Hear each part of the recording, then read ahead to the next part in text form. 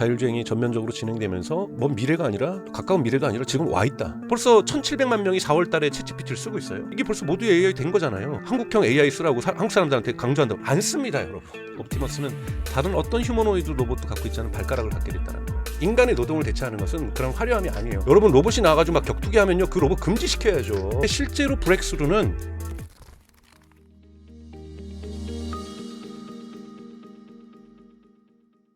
오랜만에 강정수 박사님 오셨습니다. 안녕하세요. 안녕하세요. 안녕하세요. 강정수 박사님은 블루.ai 연구센터장, 네. 그리고 연세대 특임 교수도 하고 계시죠. 지난번에 출연하셨을 때가 네. 제 기억으로는 테슬라 주가가 $200 아래에 있을 때, $200 조금 위에 하여튼 안 좋았을 때. 전후. 네. 근데 지금은 그때에 비해서 거의 한 2배 올랐습니다. 네. 얼마 되지도 않았습니다만. 네. 제가 그때 참 몇 개월 사이에 오를 가능성이 높다라고 말씀을 드렸었는데요. 그렇죠. 네. 엄청나게. 지난 영상을 좀 확인을 해주시죠. 네. 어떤 게 달라졌을까요? 사실 본질이 달라졌다라기보다는 보는 네. 세상의 시각이 달라진 걸까요? 뭐 시각 원래부터 있었죠. 사실 테슬라 주가의 PR이 이렇게 높은 거는 자율주행과 로보틱스에 대한 기대감이 분명히 반영되고 있는 거고요. 미래 산업에 대한 기대감 분명히 이제 반영되고 있는데요. 네. 점점 로보택시가 가까워지는 거죠. 그러니까 과거에는 다 로보택시는 먼 미래의 얘기거나 일론 머스크에 의해서 사실 일론 머스크가 이 약속을 안 지킨 적이 많잖아요. 2018년에도 그렇죠. 2년 안에 자율주행 된다 그래놓고는 네. 감감무소식이었고 또 2020년에도 곧 될 거다 얘기를 하고 뭐 이렇게 했기 때문에 뭔가 될 것 같긴 한데 조금 먼 미래였는데 이제는 그 일정이 작년에 여러분도 아시는 10월 10일 날 있었던 위로봇 행사부터 해서 사이버캡이 물론 네. 프로토타입이죠. 그런 것은 프로토타입이 등장을 했고 또 가장 중요한 거는 미국 소비자들이 FSD 버전 12부터 본격적으로 좋아졌죠.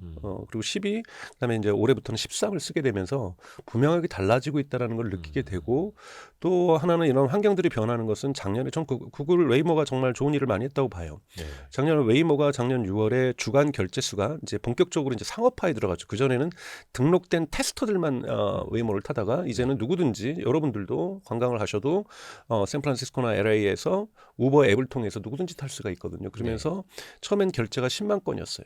그러면서 15만 건으로 갔고 올해 2월달 2025년 2월달에 20만 건으로 갔다가 올해 4월에 주간 결제가 25만 건이 기록이 되고요. 월간이 아니라 주간이요. 네, 주간이요.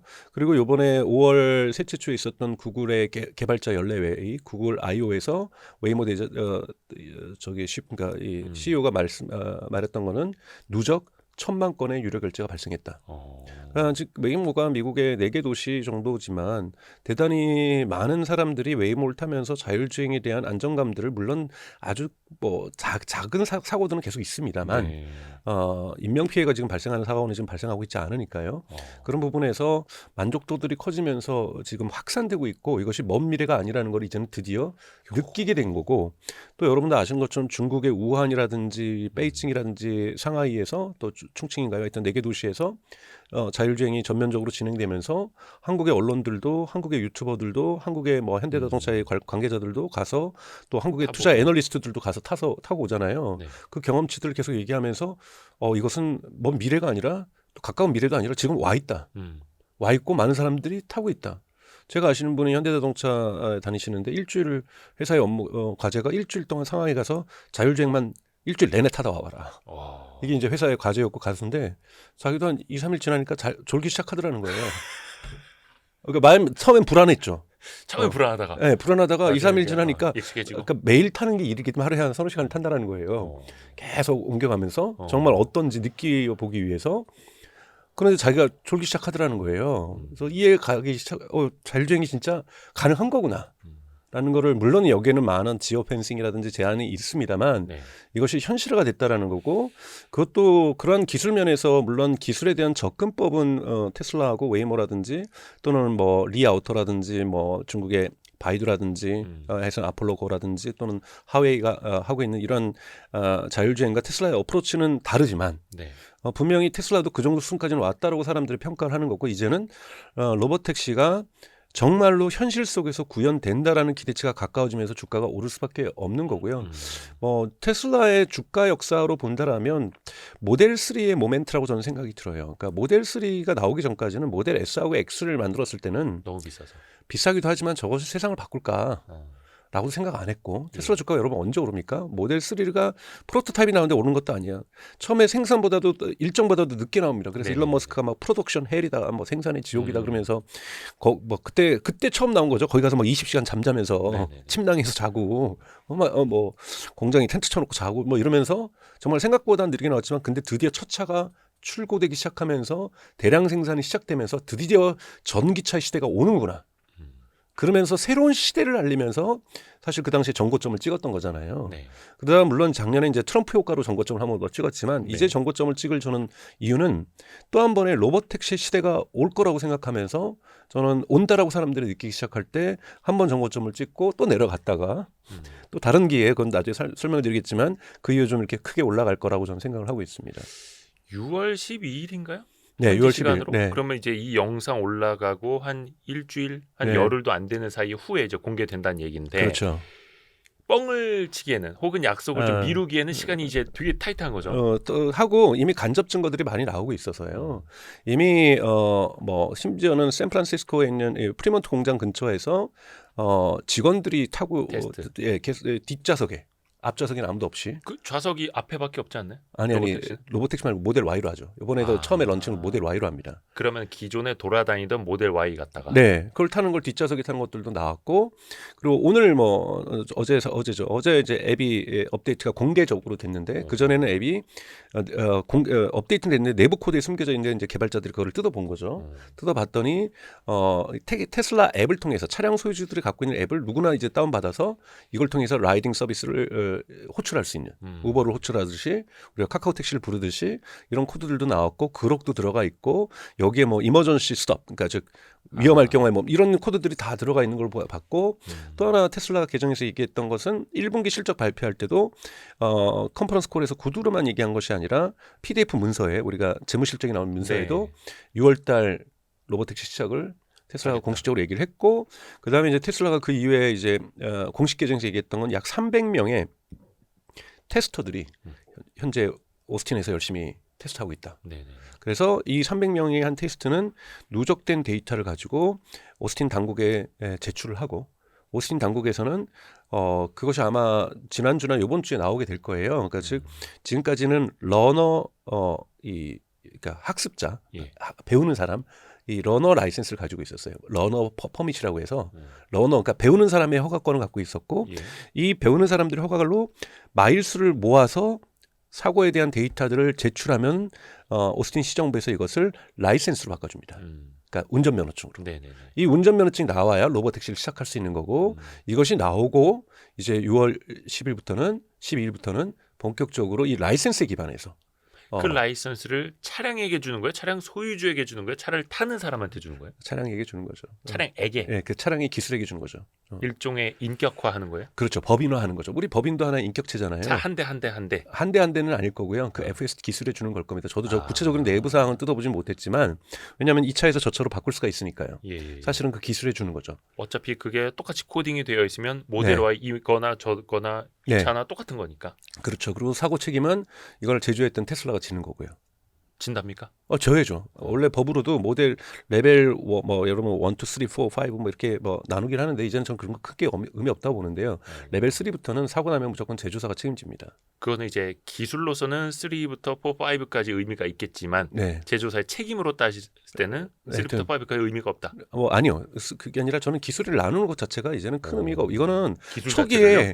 우리가 자율주행을 상상하면서 1단계는 뭘 거고 2단계는 뭐고 그렇죠. 3단계는 뭐고 4단계는 뭐고 5단계는 많이 했잖아요. 저도 강의할 때도 하고 어디 이런 영상이 되는데 여러분 그냥 인간보다 안전하느냐 인간보다 안전하지 않느냐 인간이 개입을 해야 되느냐 개입을 안 해도 되느냐 이런 것이 중요한 거고 그냥 여러분들이 탔을 때 나 졸리면 잠을 자도 되고 회사 일을 해도 되고 그 안에서 유튜버를 찍으셔도 되고 뭐 이렇게 되면 이건 자율주행인 거죠. 그게 3단계든 5단계든. 근데 이게 사실 이런 걸 이제 4단계라고 얘기를 하거든요. 근데 4단계나 5단계나 종이 한 끗 차이고요. 3단계나 4단계나 종이 한 끗 차이라고 저는 생각이 들어요. 그렇기 때문에 무인으로 자동차 즉 운전석에 사람이 앉아 있지 않다. 그리고 그게 가장 중요하고요. 그리고 운전석에 사실 이제 불안감을 없애기 위해서 심리적 요인이 있거든요. 그래서 스티어링 휠 그러니까 핸들을 둬요. 근데 이제 사이버캡은 핸들이 아예 없잖아요. 없죠. 이것도 허가를 받아야 돼요. 근데 이걸 사이버캡은 아마 핸들을 첼타식으로 만들 거예요. 스티어링 휠을 어떨 땐 끼고, 왜냐하면 허가가 안 나올 수 있는 도시들이 있을 수 있거든요. 도시별로 다 규제가 다르고, 지금 일론 머스크가 워싱턴 가 있는 것이 이거 단일 규제 만들기 위해서 로비하러 가 있다고 얘기를 하는데, 예. 주별로 도시별로 다르기 때문에 이 도시는 무조건 스티어링 휠을 둬야 될 수가 있어요. 그럼 갖다 둬야죠. 그리고 이 도시는 빼도 된다면 빼도 되는 거죠. 왜냐하면 이거는 심리 요인이에요. 왜냐하면 문제가 됐을 때 개입할 때는요, 원격 개입을 합니다. 예. 원격 개입을 하기 때문에 굳이 스티어링 휠이 거기에 껴있지 않아도 좋거든요.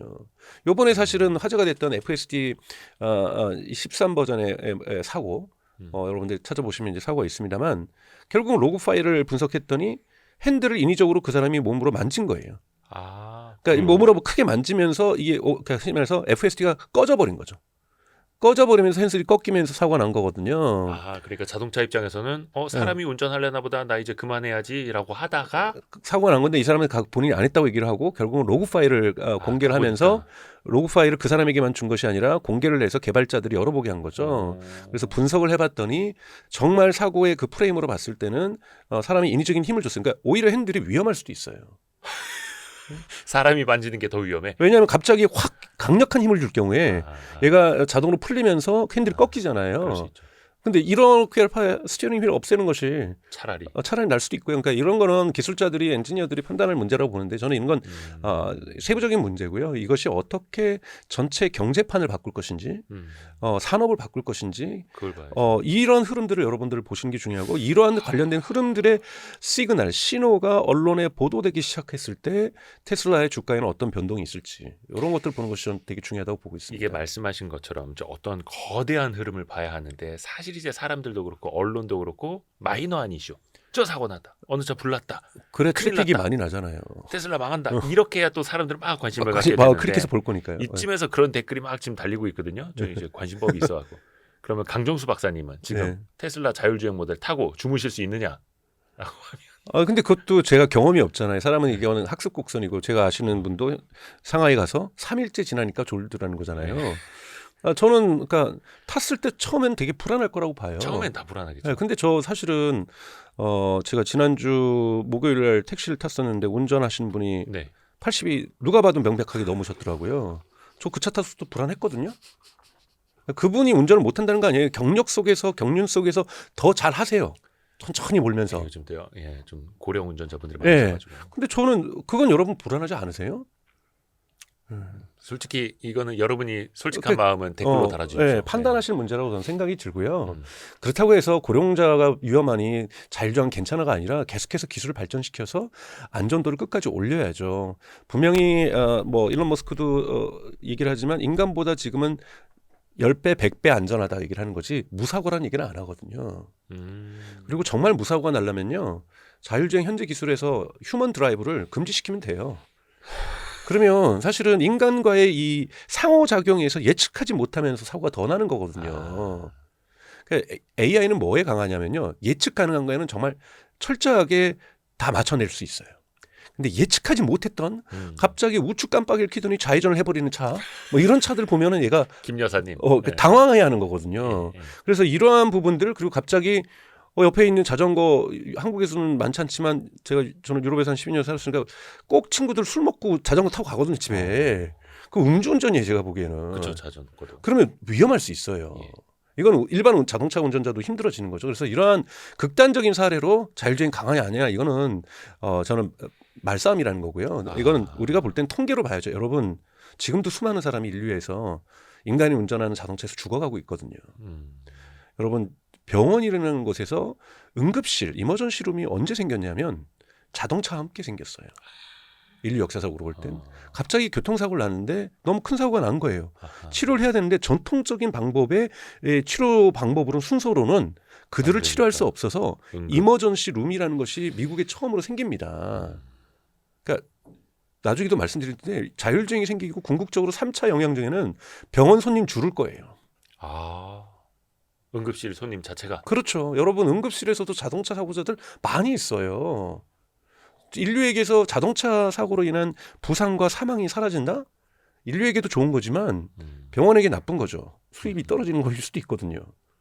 여러분 그런 것도 함께 보실 수 있어야 되고 그거는 근데 저희가 나중에 말씀드렸잖아요. 3차 효과입니다. 3차 효과. 네. 그러니까 이것이 단순히 차량 운전을 덜 하게 된다 뿐만이 아니라 네. 전 세계적으로 심지어 병원에까지 미치는 영향이 파급이 또 커질 것이다. 네. 아까 그 잠깐 규제 이야기를 좀 해주셨는데 일론 머스크가 사실 트럼프 행정부를 많이 도와주는 것도 어떻게 보면 사업적으로 많이 이득을 챙기기 위한 거고 그렇죠. 규제도 많이 또 실제로 풀었다고 하고 네. 자율주행 측면에서도 뭔가 좀 가시적으로 얻어간 거는 많지 않나요? 아직은 없죠. 우선은 미국의 연방교통부 장관이 정책을 발표하고 또 2주 전에는 테슬라 기가팩토리 오스틴도 와보고 네. 그러면서 뭐라고 계속 얘기를 하고 있냐면 중국과 경쟁하기 위해서 중국의 자율주행과 경쟁하기 위해서 우리는 Federal Framework for Self-Driving이라고 얘기를 했죠. 그러니까 자율주행 관련된 연방 프레임워크를 만들 텐데 이걸 가지고 미국에서 통일시키겠다 규제를. 왜냐하면 주마다 다르고 도시마다 다르거든요. 그런데 이것이 쉽지 않습니다, 여러분. 왜냐하면 뭐 연방에서 법 우리 식으로 하면 국회에서 만들면 되니 끝나는 게 아니라 미국은 연방이잖아요. 예. 주와 주가 같이 합쳐서 연방 정부를 하나 만든 거잖아요. 그리고 교통은요 주법입니다. 주가 결정권을 갖고 있어요. 그래서 주가 결정권을 갖고 있고 일부 도시는 도시도 갖고 있어요. 그렇기 때문에 연방이 가지고 있는 권한은 연방도로 하나예요. 고속도로. 네. 여러분 영화 보셔도 그렇잖아요. 다 시와 도시의 경찰이 알아서 하고 연방 건물이 공격받았을 때만 주와 주를 걸쳐서 공격을 받았을 때만 FBI가 나서는 거잖아요. 그렇기 때문에 사실은 지금 미국이 이 규제가 한국보다는 기술 규제가 약하지만 결코 쉽지 않습니다. 갑자기 예를 들자면 A라는 도시에서 이러한 특정 규제에 맞춰서 세팅이 돼 있다가 소프트웨어가 B라는 도시로 진입할 때는 갑자기 테슬라가 멈춰서서 소프트웨어 업데이트 좀 하고 갈게요. 뭐 이럴 수는 없잖아요. 허가가 돼 있다고 해도 규정이 다를 수가 있는 거고요. 그러면 그 주의 경계를 넘어서는 순간 다른 규정집을 꺼내 들고 이걸로 펼쳐들어서 FSD가 물론 여기에 테슬라가 해결책을 기술적으로 찾고 있어요. 그게 MOE라는 겁니다. 이게 믹스처 오브 엑스퍼트라고 해서 사실은 딥시크도 쓰고 있고 그다음에 지금 오픈 AI도 쓰고 있고 제미나이도 쓰고 있는 건데 전문가 혼합이라고 해서 네.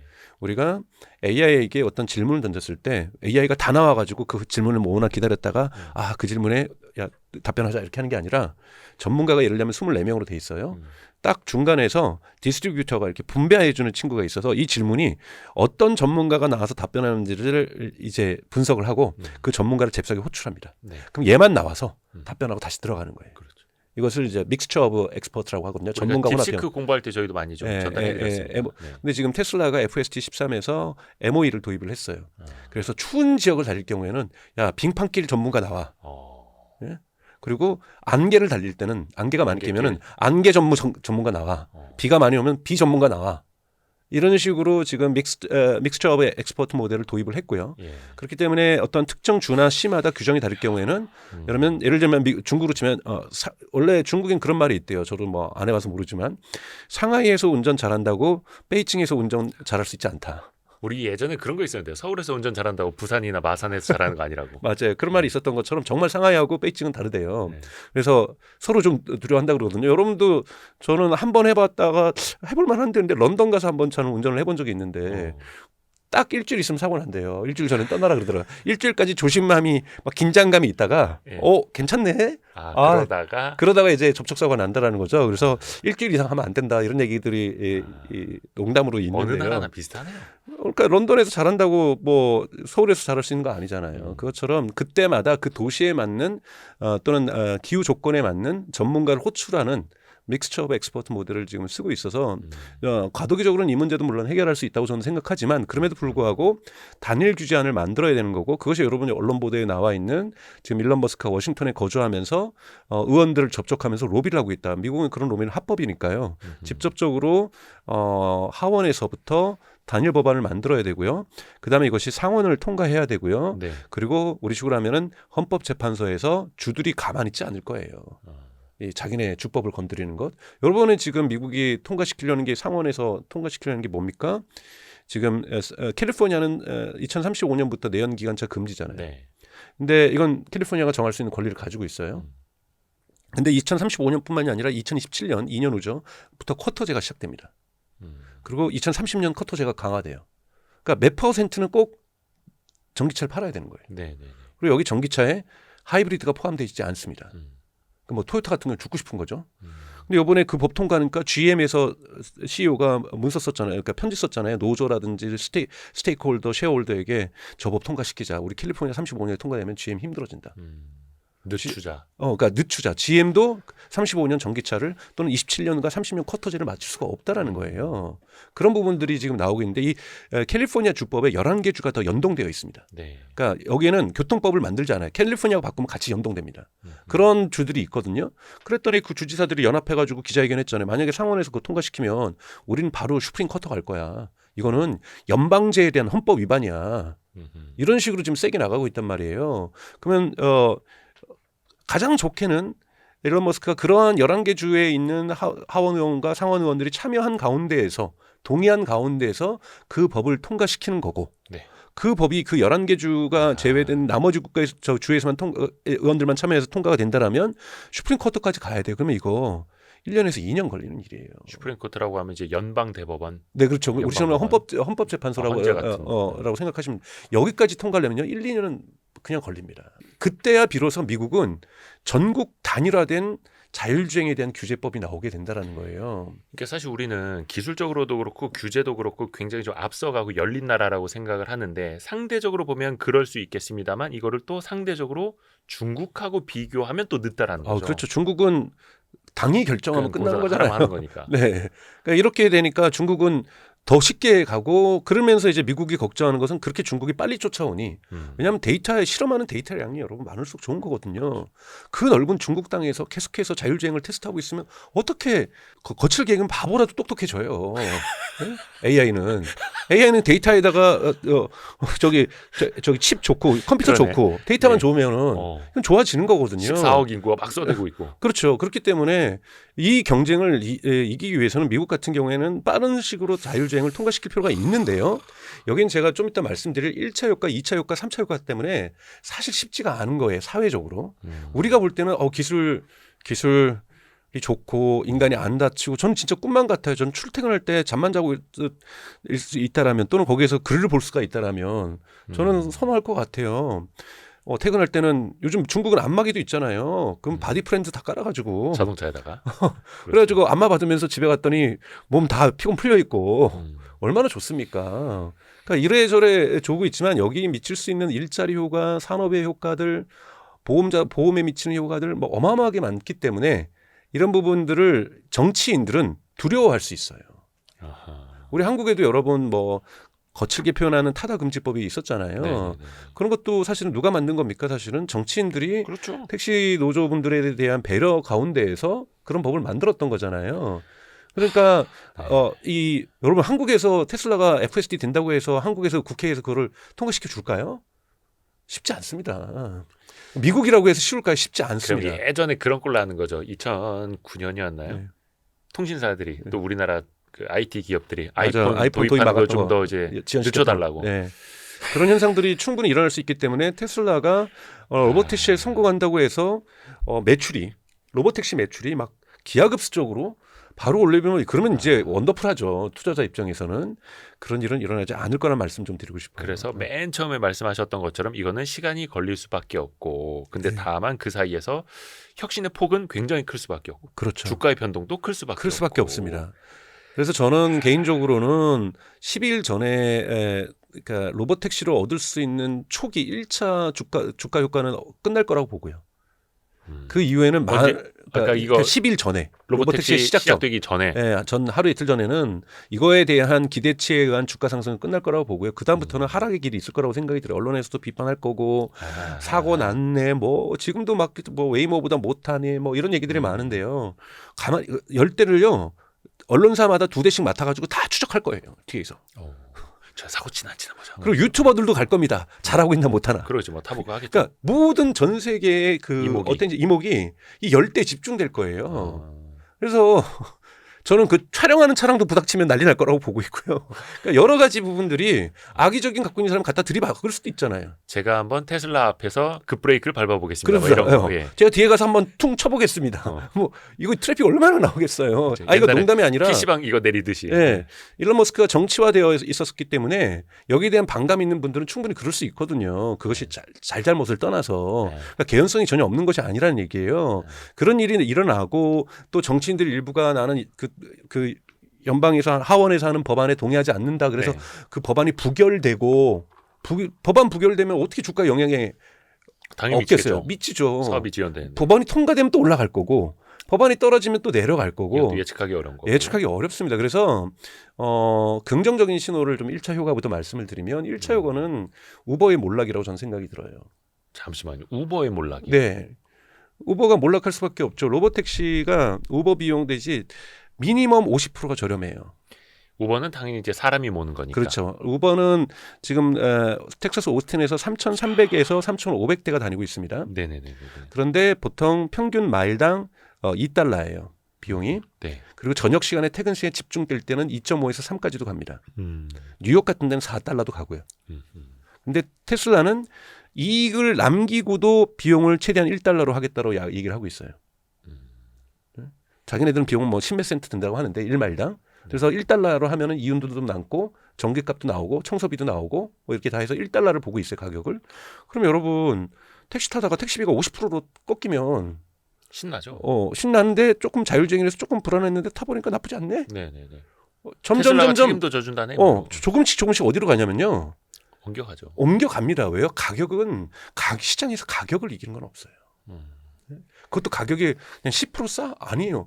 50% 싸요. 차량이 후져요? 아니에요. 모델 Y고 나중에 사이버캡 나와요. 그래서 뭘 하면서 사람들이 좋은 경험담을 얘기해요. 근데 저렴해요. 그럼 테슬라가 일론 머스크 얘기를 하잖아. 처음부터 자기네 1,000대 돌릴 수도 있지만 그렇게 하지 않겠다. 안전하게 가고 수용성들을 보겠다, 사회에서. 그래서 10대에서 시작하지만 바로 20대로 올릴 거고 그다음 30대로 40대 50대로 올려서 1,000대까지 올리겠다 그러잖아요. 그러면 500대만 올려도요. 나머지 3,300대와 3,500대 우버의 매출이 줄어듭니다. 1,000대로 올리면요. 오스틴에서 우버는 망해요. 우선은 우버 드라이버들이 갑자기 손님이 반으로 줄어버리면 나 안 해 그럴 거 아니에요. 그러니까 여러분 100%가 망해서 사업은 망하지가 않잖아요. 아, 그렇죠. 여러분들이 우버 드라이버를 해서 빠져도. 하루 종일 일해가지고 예를 들자면 한국 돈으로 해서 한 20만 원 버셨어요? 갑자기 10만 원 버네? 차라리 그냥 이 시간에 돌아다녀서 10만 원인데 내가 10만 원과 딴 거 똑같은 일 해가지고 15만 원짜리라도 긁고 가죠. 네네네. 예를 들자면 우버 이츠 음식을 배송하면 하루에 15만 원을 벌어요, 가정을. 우버 드라이버를 하면은 20만 원을 벌어요. 근데 갑자기 10만 원을 줄면 우버 이츠로 가지 누가 거기 우버 드라이버를 하겠어요. 그러니까 그래서 어니스 해밍웨이도 우리 그 노인과 바다인가요? 네. 그 사람도 그 얘기를 하잖아요. 사업이 어떻게 망하냐? 항상 조금씩 된 서든이 갑자기 훅 망한다고 얘기를 하잖아요. 사실 경제가 마찬가지거든요. 조금씩 빠지다가 된 서든이 훅 빠지는 것. 이것이 우버에게 발생할 가능성이 매우 높습니다. 그래서 저는 우버의 주가와 테슬라의 주가는 반비례할 거라고 보고 있어요. 우버 같은 경우는 뭐 자율주행 열심히 하고 했습니다만 사실 그 포기했잖아요. 이후에는 진척이 접었죠. 없었죠. 네, 접었죠. 하고 있는 거를 접었고요. 그리고 지금 우버는 웨이모하고 결합하면서 자율주행을 하는데 웨이모는 그렇게 가격을 못 낮추고 우버의 평균 가격으로 가거든요. 웨이모는 여러분 차량 한 대에 아이페이스 제규어 사서 갖다 붙이면 $200,000가 넘어요. 물론 손해 봐도 전주가 워낙 강력하게 돈이 많다 보니 네. 구글이 돈을 계속 대다 보니 당분간은 상대적으로 저렴하게 가겠지만 우선은 차량의 생산 비용 자체가 비싸기 때문에 경쟁력에 있어서 떨어질 수가 있습니다. 물론 그래도 저는 우버가 계속 해줄 거고 우버의 공가도 성과도 분명히 있을 거라고 저는 보고 있어요. 아니 우버가 아니라 웨이모 죄송합니다. 웨이모였습니다. 하지만 웨이모가 없으면 우버는 자율주행 서비스를 지금 할 수가 없어요. 크루즈도 문 닫았죠. 웨이모 말고 갑자기 이름 기억 안 나는데 웨이모라고 해서 런던에 있는 스타트업이 지금 미국으로 진출을 하고 있어요. 네. 거기도 이제 웨이모하고 비슷한 기업인데요. 뭐 이런 기업들이 몇 군데가 성공을 해서 서비스를 한들 차량 올라가는 대수를 보세요. 지금 웨이모가 미국 전역에서 3,000대가 좀 넘습니다. 4개 도시에서 3,000대가 넘는다는 것은 한 도시에서 1,000대가 안 된다는 거잖아요. 그런데 2025년에 10,000대를 구입해서 네. 이걸 가지고 다 자율주행 차량으로 바꿔요. 그러면 3천 몇 대에서 10,000대를 추가한다? 그럼 13,000대가 14,000대가 된다는 건 엄청나게 성장하는 거죠. 네. 2배 이상 성장하는 네네네. 거니까요. 3배 정도 성장을 하는 거니까요. 크게 성장한다고 보지만 테슬라는 지금 내년에 목표가 저기 50개 도시에서 100만 대잖아요. 물론 100만 대까지는 가긴 어려울 거예요. 규제가 있기 때문에. 왜냐하면 적당하게 100대 돌아다니는 건 시장들이 괜찮은데요. 1,000대 돌아다니고 10,000대 돌아다닌다? 그래서 갑자기 우버 드라이버들이 시청에서 데모한다? 시청 앞에서? 부담스럽거든요. 정치인들 입장에서는. 네, 그것도 내년에 11월 선거잖아요. 네. 그래서 이러한 부분에서 뭐 선거 이후에는 또 이제 집권 기간이 4년 되니까 살짝 바꿔도 하지만 선거 전후에서는 대단히 바꾸기 어렵기 때문에 내년에 중간 선거가 있기 때문에 어떻게 될지 전 정말 모르겠어요. 이거까지 제가 예측하면은 제가 자판 깔아야 되겠죠. 그러니까 그건 못 하겠고요. 네. 그러나 지금 1차 효과는 우버입니다. 그러니까 우버가 어떠한 모습을 그리는가가 되게 중요해진다는 거죠. 그러니까 테슬라가 웨이모, 우버 등등 경쟁자를 다 이길 수밖에 없는 이유를 설명해 주셨는데 다만 이제 여기서 또 한번 비교를 해볼게요. 아까 이제 중국의 자율주행 기술도 굉장히 올라왔다고 했는데 테슬라가 처음에 뭐 상하이 팩토리 만들고 중국에 진출할 때만 해도 압도적인 기술 차이가 있었잖아요. 그래서 중국 기업들도 테슬라는 넘사벽이다, 너무 배우고 싶다 해서 어떻게 보면 매기 효과를 또 기대했던 것도 있고 중국 입장에서. 네. 근데 이제 자율주행이 많이 올라왔는데 네. 과연 테슬라가 중국에서도 통할 것인가? 중국 업체들과의 경쟁에선 과연 이 FASD가 얼마나 또 우위를 보일 수 있을 것인가? 좀 어떻게 봐야 될까요? 우위까지는 안 해도 저는 뭐 많은 사람들은 또 거기에서 현장을 테스트하는 사람들은 또 테슬라 지금 제한적인 영역에서 테스트를 할 수 있으니까 제한적 영역에서는요. 네. 여기서 우위라고 주장하시는 분들은 있지만 그건 좀 지켜볼 일이라고 저는 생각이 들어요. 네. 그런데 분명하게 테슬라의 어프로치는 지금 유일하게 샤오펑이 그렇게 하고 있는 거고요. 네. 그러니까 즉 비전 온리, 즉 카메라만으로 하는 것. 물론 라이다하고 레이다도 중국은 대단히 저렴하게 만들어서 네. 이걸 경쟁력 있게 만들고 있다고 저는 생각이 들어요. 그래서 중국에서 테슬라가 마켓쉐어를 100% 가져간다 이건 불가능에 가깝죠. 근데 마켓쉐어 10%만 가져가도 저는 그 큰 시장에서 의미 있는 시장일 거라고 생각이 저는 들고요. 뭐 사실은 베이징만 해도 거의 경기도보다 크잖아요. 베이징이요? 네. 베이징만? 네. 그렇기 때문에 베이징에서 그러니까 서울과 경기도 합친 것보다도 크기 때문에 네. 거기에서만 작동이 돼서 시장 점유율을 가져가도 저는 의미 있을 거라고 저는 생각이 들어요. 그래서 중국이나 또는 지금 뭐 유럽에서 나오고 있는 네덜란드라든지 체코라든지 지금 스위스 여기에서 지금 FSD를 허가하려고 하고 있죠. 물론 비감독이 아니라 감독 하에서요. 이런 식으로 조금씩 넓혀 나간다라면 되게 오랜 기간이 걸릴 거예요. 그런데 이것도 어느 정도의 정점이 지나면 티핑 포인트가 한다고 네. 할 거라고 보는데요. 만약에 미국에서 만약에 로보택시가 돼요. 그럼 한국 국민들이 미국을 여행을 갔다 오시면 불만이 생겨요. 왜 우리는 안 하지? 그렇죠. 그래서 독일에 제가 여러 번 비유를 들지만 앙겔라 메르켈 과거에 독일의 그 총리를 오래 하셨던 여자 총리분이 메르켈 총리. 예. 네, 메르켈 총리가 결국은 유권자가 결정한다 그랬어요. 지금은 자기가 휴먼 드라이버를 금지하겠다면 독일 같은 자동차 좋아하는 나라에서는 자기는 총리 되지도 못한다. 그런데 어느 순간 휴먼 드라이버를 금지하자는 유권자들의 목소리가 더 커질 거다. 그때 되면 정치인들이 들고 나올 거다는 거예요. 그래서 그 시점이 저는 언제쯤 오려면 바로 오지는 않을 거예요. 특히 운전을 좋아하시는 분들이 또 어느 나라에나 존재하고 있고 저도 운전을 좋아하긴 합니다만 저는 그래도 휴먼 드라이브 금지해서 빨리 가자. 경쟁력 뒤처진 거 이거라도 좀 쫓아가자라고 한다면 저는 동의할 건데요. 그건 저는 개인의 판단인 거고 어떤 개인의 여러분 판단하도 윤리적으로 저는 잘했다 잘못했다 말씀드리고 싶지는 전혀 않습니다. 그거는 개인의 판단을 저는 존중하고요. 댓글에도 비판하셔도 좋고 의견이 다른데 비교되기 시작하면 사람들이 정치적으로 압박을 이게 생깁니다. 왜 미국에서는 되고 우리는 안 될까? 그리고 중국은 더 잘 되는데 우리는 왜 안 될까? 우리는 정말 이렇게 갈라파고스처럼 있어야 되는 건가? 우리도 자율주행 허가하게 하자. 현대가 하는 거 기다리면 제일 좋겠는데 언제까지 기다려야 되나? 현대 라이센스를 테슬라랑 맺어서라도 빨리 해라. 이런 압박이 생길 수가 있는 거고요. 그러다가 아이폰이 도입이 됐던 것처럼. 그렇죠. 그리고 어느 순간 물결이 훅 터질 거예요. 갔더니 또 일본은 또 하네. 뭐야 우리는 또 이렇게 막 경쟁 심리 일본하고 하면 또 우리 한국 사람들 많이 자존심 다치거든요. 그러면 또 어떻게 될지 몰라요. 그렇기 때문에 저는 이번 대선은 뭐 이제 이 영상이 나갈 때는 대선이 끝난 이유겠지만 다음 대선 전에는요 자율주행을 허가할 건지 말 건지 되게 큰 쟁점이 될 거라고 저는 보고 있습니다. 그때까지도 안 된다면. 네. 선생님 질문 있습니다. 네. 자 그런데 네. 아직까지 우리나라는 우버도 안 되고 그랩도 안 되고 승차 공유도 안 되거든요. 네. 이거는 이제 사람들이 많이 또 요청을 했던 거고 외국인들이 우리나라에 들어왔을 때 서울역 앞에서 잡으려는데 이 나라에 우버가 안 된대 다 이러고 있고 택시 줄 서 있거든요. 뭐 제가 말씀드릴 건 아니고요. 그러니까 사실은 이 이해관계 조정이 필요한 거죠. 근데 다만 미국에서 이렇게 테슬라가 자율주행을 할 수 있는 그래도 우호적인 어떤 환경이 된 거는 거기는 이제 거기도 택시하고 우버하고 갈등이 있었죠. 택시 어느 쪽도. 나라든. 있었어요. 심지어는 뉴욕에서는 택시 운전사가 분신도 미국에서 맞아, 하셨어요. 맞아. 예, 그러니까 저항이 없었던 건 아닌데, 근데 거기는 그 저항 속에서 우버가 택시 시장을 정리해버린 거죠. 공존하고 있죠. 그러니까 우버 드라이버들도 네. 그 목소리를 막 냈으니까. 네, 그래서 공존하고 있어요. 공존하고 있으니까 지금 우버 시장에 지금 일종의 테슬라의 로보택시가 혁신적으로 디스럽션하면서 들어가는 거거든요. 그러니 이미 저항이 정리가 됐기 때문에 사회 조정이 합의가 이루어졌기 때문에 너무나도 들어가기 좋은 시장인 거고 중국은 당이 결정하니까 정리가 된 거고요. 유럽도 쉽지 않아요. 유럽도 지금 우버가 되는 데가 있고 안 되는 데가 있고 되게 갈등이 아직도 심하거든요. 그러면 유럽에서도 로보택시가 바로 들어갈 수 있냐? 절대 그렇지 않을 거예요.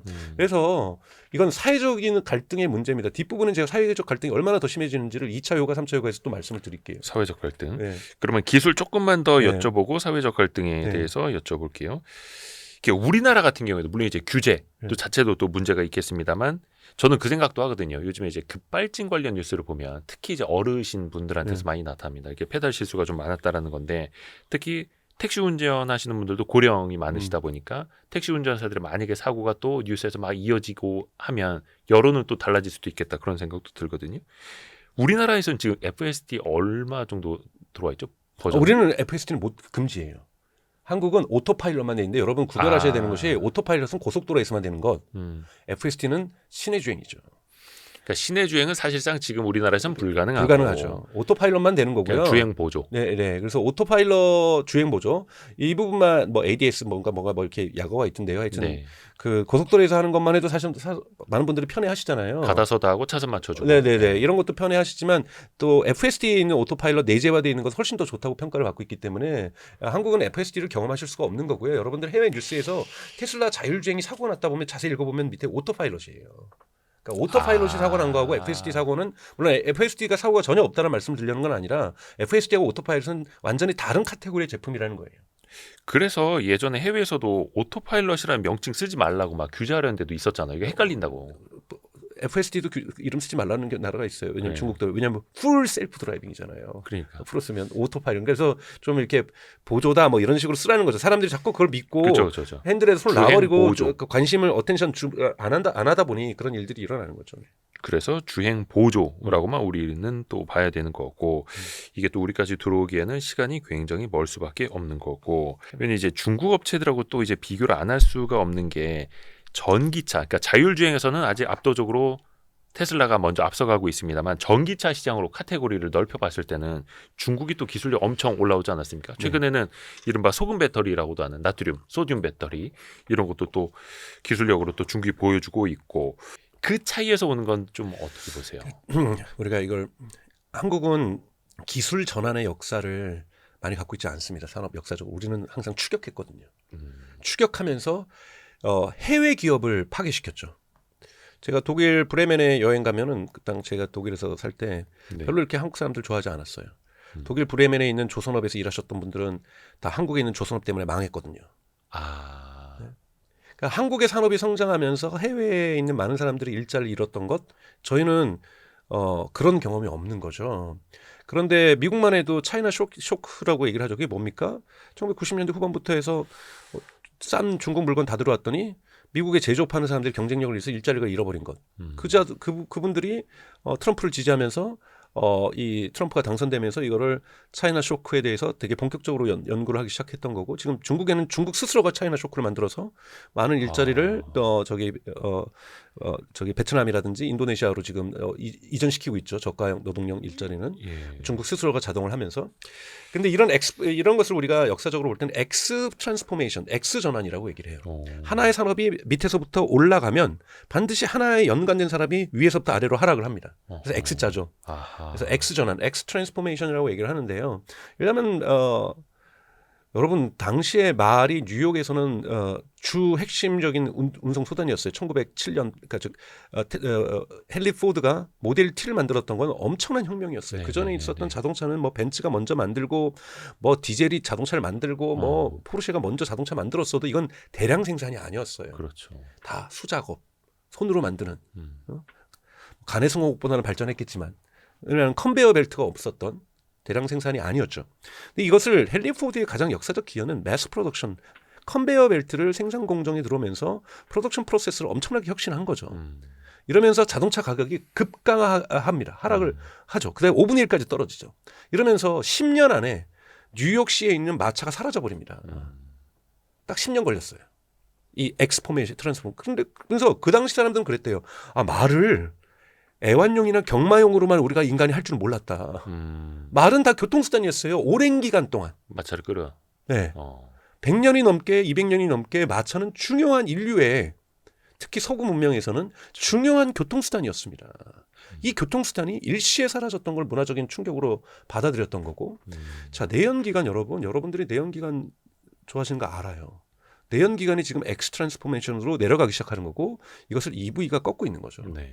이거 25년에서 30년 걸립니다. 근데 지금 전 반 지나왔다고 보고 있어요. 이제는 떨어질 거예요. 이것이 왜 떨어지는 좀 이따가 또 자율주행과 자동차의 관계도 엑스포맷을 좀 그릴 거라고 보는데요. 네. 되고 있는 거고 중국에서는 요즘 그걸 뭐라 그러냐면 이제 EV가 내려가기 시작하고요. EIV가 올라가고 있다 그래요. EIV요? E가 이제 전기차 일렉트릭이고 I는 인텔리전스. AI가 있는 자동차. 자율주행 같은 거. 네. AI가 안 되는 자율주행. 그러니까 중국에서는 여러분 이제 주차는 다 자율주행 하잖아요. 그렇죠. 그러니까 아스라고 하죠. 그 테슬라도 하고 있죠. 아스라고 해서 서먼 기능해서 불러들여 가지고 예. 내가 저기 주차장에 있는데 쇼핑몰에서 나올 때 딱 와가지고 나는 비가 오나 눈이 오나 딱 주차장 앞에 딱 와가지고 물건 딱 실어서 탁 하고 어떤 사람은 비 맞으면서 이 카트 끌면서 달달달달달 이래서 주차장 가서 차 세우고 실내 주차장이 많으니까요. 이런 차이가 이런 기본 기능이 있어야 된다고 얘기를 하는 것처럼 그러니까 발레 파킹 기능이 차 스스로 있는 거죠. 그렇죠. 이러한 AI가 기본으로 탑재된 자동차를 요즘 EIV라고 얘기를 하죠. 그러면 EV가 내려가기 시작하는 거고요. EIV가 다시 올라가는데 이건 이제 시작됐다고 그 보고 있어요. 안에서도 중국은 이미 국면을 EIV로 가고 있어요. 그러니까 똑같은 전기차라도 죄송하지만 한국의 현대차하고 독일의 폭스바겐이 만드는 거나 아우디가 만드는 거나 같은 회사지만 뭐 포르쉐가 만드는 거나 BMW나 벤츠가 되는 것은 EV인 거고 네. 중국은 EIV로 넘어가 버린 거예요. 그리고 테슬라가 EIV에 같이 있는 거고요. 네. 그래서 EIV가 안 되는 차들은 그래서 지금 현대가 지금 저렇게 잘 되고 있는데도 위기라고 현대자동차 스스로가 판단하는 것은 전기차의 이 잘 나감이 잘 되고 있는 이 상황이 얼마나 오래 지속되겠냐라는 거야. 이 IV로 가고 있다라는 건 현대자동차에 있는 임원분들은 다 알고 계신 문제거든요. 현대차도 하려고는 합니다만. 그래서 지금 여러 가지 방면을 하고 있죠. 뭐 주차 기술도 조금 나오고 하긴 한데 박을까봐 겁나서. 요즘 현대차가 집중하는 건요 전기차사가 아니에요. 여기에 어떻게 인텔리전스를 붙일 것인가의 문제인 거죠. 그래서 SDV 전문가적인 용어들을 막 쓰고 있는데 저는 이런 거는 초기에는 이런 전문가 용어를 많이 써요. SDV, 소프트웨어 드리븐 베이클. 그냥 자동차가 AI가 돼야 되는 거예요. 여러분 제가 비유를 극단적으로 들면 말을 할 수 있는 전자레인지를 사시겠어요? 같은 가격이면 말 못하는 전자레인지를 사겠어요? 뭐 이건 극단적인 예입니다. 요즘 뭐 밥통도 말을 하는데요. 네, 편하잖아요, 여러분. 제가 지금 챗GPT도 쓰지만 제미나이도 써요. 제미나이는 챗GPT는 유료로 쓰는데 말을 해서 좀 좋은 거고요. 그렇죠, 편하죠. 그다음에 제미나이가 이제 이번에 구글 I/O 이후에 말하는 것도 무료 사용자에게 풀었잖아요. 그리고 이번 주말부터는 카메라도 풀었어요. 이런 인터페이스에 익숙해지면요, 그걸 뭐 일일이 막 손으로 치고 있고. 요즘 타이핑하는 거 귀찮죠. 그렇죠. 그러니까 내가 다른 서비스에 느끼면요, 이게 안 되는 기계는 이게 안 되면 이상한 거예요. 인간이 참 그렇게 적응을 합니다. 그렇죠. 그러니까 그렇기 때문에 여러분 AI가 안 되는 차 어떤 효과가 있냐면요, 우리 감가상각이라는 단어가 자동차는 있죠. 예. 자동차는 감가상각이 항상 이루어지는 그렇죠. 에셋 자산이죠. 예. 자산인데 감가상각이 내가 많이 타던 안 타던. 예. 저는 2018년에 최근에 마지막으로 차를 샀는데 지금 4만 킬로밖에 안 됐어요. 차야 뭐 일단 시동 켜면 1,000만 원 날아가지 않습니까? 근데 지금 너 4만 킬로밖에 안 됐으니까 별로 안 탄 차니까 좀 비싸게 아니죠.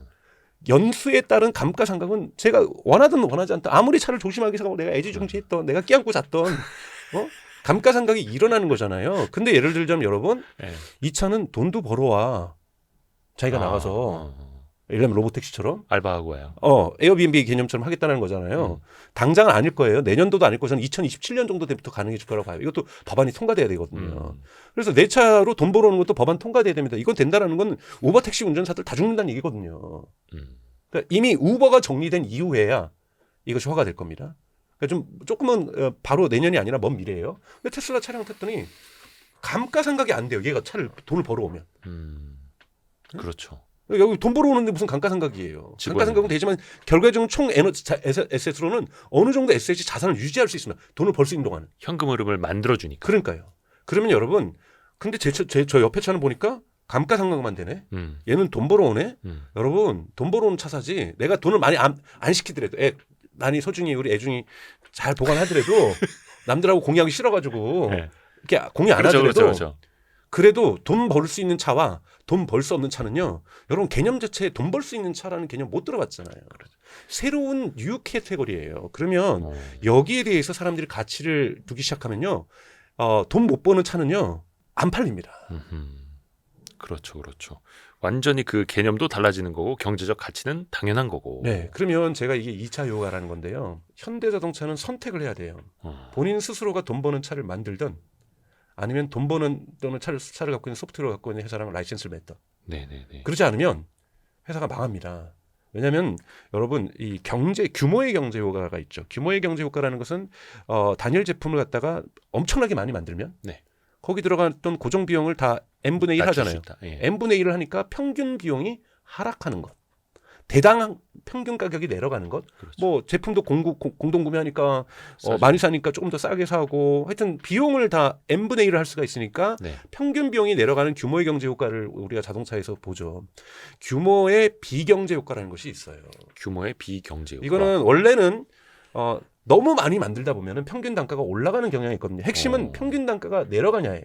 그러니까 평균 단가가 내려가느냐 올라가느냐. 네. 평균 생산 비용이 한 대당. 자, 여러분 만약에 내연 기관을 100만 대 팔다가 연 80만 대밖에 못 팔아요. 그 다음에는 70만 대 팔아요. 그 다음 만들 60만 대 팔면은 얘가 5만 대까지 1만 대까지 줄어들 때까지 그 회사가 운영될 수 있는 게 아닙니다, 여러분. 그렇죠. 바로 그냥 적자 보죠. 왜요? 어느 숫자 정도 되냐면은 평균 경을 n분의 1을 해야 되는데 왜냐하면 어떤 회사는 70만 대만 미만으로 나가면 망할 수 있고요. 어떤 회사는 50만 대까지는 견딜 수가 있고 어떤 회사는 40만 대까지 견딜 수 있고 이게 다 평균 비용이 결정하는 겁니다. 네. 평균 비용이 더 이상 내려가지 않고 올라가기 시작하는 비용 곡선에서는 자동차의 판매 가격을 올려야 되거든요. 가뜩이나 감가상각이 되는 이 차를 이제 내연기관이 점점 비싸집니다. 네. 전기차는 점점 싸지고 네. 그러면 내연기관을 더 안 사게 되고 이것이 더욱더 이걸 도미노 이펙트라고 그래요. 그렇게 되면 내연기관이 사람들이 말이 여러분 빠르게 안 달려서 안 탄 게 아니에요. 그냥 이쪽으로 간 겁니다, 여러분. 네네네. 더 빨리 가는 적토마를 썼으면 그러면 자동차하고 경쟁했을까? 아니라는 거예요, 여러분. 내연기관은 네. 정점에 이런 거에 대한 학술적 연구는 이미 많이 되어 있어요. 어느 정도 정점을 지나서 가장 중요한 건 뭐냐면 평균 비용이 상승하기 시작하면 그때부터 내연기관은 몰락할 수 있습니다. 1차적으로 내연기관도 몰락하지만요. 전기차도 몰락해요. 자율주행이 안 되면. 전기차는 뭐 평균 비용 안 듭니까? 그래서 전기차라고 해서 안전지대가 아니라는 거예요. AI가 안 되는 차는 밖에 나가서 돈 못 벌어오는 애는 안 산다라는 거예요. 그래서 이제는 AI가 있느냐 없느냐는 대단히 중요한 차를 구매하는 요인이 될 거고 그리고 AI가 있고 없냐 또 AI가 어느 정도 수준이 되느냐 나가서 돈 벌어올 수 있느냐 없느냐. 그래서 나의 감가상각을 상쇄시켜 줄 수 있느냐. 네네네. 감가상각은 항상 있죠. 이 물류에는, 그러니까 물건에는, 그러니까 물건에는 이 기계에는 항상 있는데 상쇄시켜 줄 수 있는 거잖아요. 돈을 벌어오면서 그러면서 이 감가상각을 상쇄시킬 정도로 현금으로 창출은 이건 자동차의 신개념이에요, 여러분. 자산에 있어서 감가상각만 있었던 자산이 감가상각을 상쇄시키는 밸류업을 해버린다. 이거는 완전히 새로운 개념이기 때문에 구매하지 않을 수가 없습니다. 이거를 그럼에도 불구하고 나는 감가상각되는 재산을 사는 사람이 있다? 그럼 그건 예외죠. 아웃라이어죠. 통계적으로 볼 때는요. 그냥 뭐 클래식카 타듯이. 그렇죠. LP 지금도 듣는 분들이 있어요. 네. 그럼 어떻게 대중시장이라고 얘기할 수 있어요? 아니죠. 극단적인 취향의 영역이죠. 니치 마켓이죠. 그렇죠, 그렇죠. 예. 그래서 여러분들이 이것이 지금 가져올 수 있는 1차 효과, 2차 효과. 1차 효과는 우보고요. 네. 2차 효과는 이 IV를 못 만드는, 즉 AI 결합된 차량을, 돈 벌어오는 차량을 못 만드는 자동차 기업의 OEM 기업들의 선택이라는 겁니다. 그들이 몰락하거나 그 기술을 만들거나 세 가지죠. 아니면 그 기술을 만드는 자동차 회사하고 연맹을 맺거나 얼라이언스를 맺거나. 이것이 저는 2차 효과라고 보고 있습니다. 그래서 앞에서도 3차 효과 이야기해 주셨고 지금은 또 2차 효과를 또 2차 효과 이야기를 더 있죠. 주셨는데 우선은 뭐 주유소 다 망할 거고요. 지금도 벌써 주유소 안 그렇죠, 좋잖아요. 그렇죠. 경영 상태 안 좋죠. 안 좋을 거고 병원도 매출이 줄 거고요. 여러분 자동차 보험도 큰 문제가 됩니다. 그러니까 뭐 사고가 안 나서 보험회사가 망한다를 떠나서 우선은 자동차를 구매하는 사람의 비율이 줄어들 거예요. 사실 독일에서도 맨날 경제학 시간에 이제 경영학과 수업 시간에 뭐 계산해 보거든요. 택시를 타고 다니는 것이 1년에 몇 번을 타고 다닐 때 더 싸냐, 자동차를 유지하는 게 더 싸냐. 사실은 택시를 매번 타는 게 더 싸요. 경제적으로. 저만 해도 생각해 보세요. 2018년에 차를 샀는데 지금까지 4만 킬로밖에 안 탔어요. 네. 4만 4천 킬로 정확하게는. 자, 그러면은 나머지는 대중교통을 이용했다라는 거잖아요. 네. 근데 그럼에도 불구하고 보험료 매번 들어가죠. 그렇죠. 뭐 가입은 해놔야 되니까. 뭐 주차비도 뭐 다 들어가는 거예요. 그걸 계산 안 해서 주차비도 들어가는 거예요. 네네네. 다 들어가는 거라면 감가상각 다 들어가죠. 감가상각도 크죠. 그렇죠. 자, 이걸 계산했으면 저는 이걸 안 사고 택시를 매번 탔어도 그 돈은 제가 보기엔 택시를 다 타도 됐을 거예요. 근데 사람 심리가 안 돼서 네. 대중교통을 이용하고 저는 예를 들자면 차 막히는 곳에 있으면은 오는 길에 차라리 글이라도 하나 더 읽기 위해서 차를 안 가져오거든요. 네네네. 그리고 또 이후 약속들이 이동을 또 한 번 해야 되는데 뭐 예를 들면 지금 끝나면 강남을 가야 되는데 그 막힐 때까지 갈 거 생각하면 차라리 오늘은 그래서 대중교통을 타고 온 거고. 네네네. 전철이 빠르죠. 예, 그렇게 이동을 하는 건데 예를 들면은 택시 가격이 50%로 할인됐대. 그러면 저는 진짜 고민할 거예요. 뭘 굳이 내 차를 사가지고 돈을 벌어오게 해요. 그냥 그 차 타고. 그렇죠. 택시비가 50%로 저렴해진다면 여러분 갑자기 택시 물가가 지금 한국에서도 50% 저렴해지면요. 제가 보기에는 버스 타시는 분들도 택시 타실 거예요.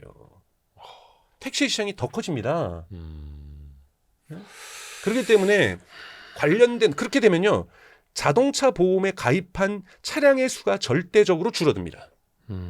그러면 보험료도 사실은 확률적으로 n분의 1이거든요. 그렇잖아요. 이 차량이 많아야 사고 날 확률이 몇 %라고 하면은 이거를 사고가 안 나는 차량들이 그걸 메꿔주는 거잖아요. 네네네. 그래서 보험사가 돈을 버는 거잖아요.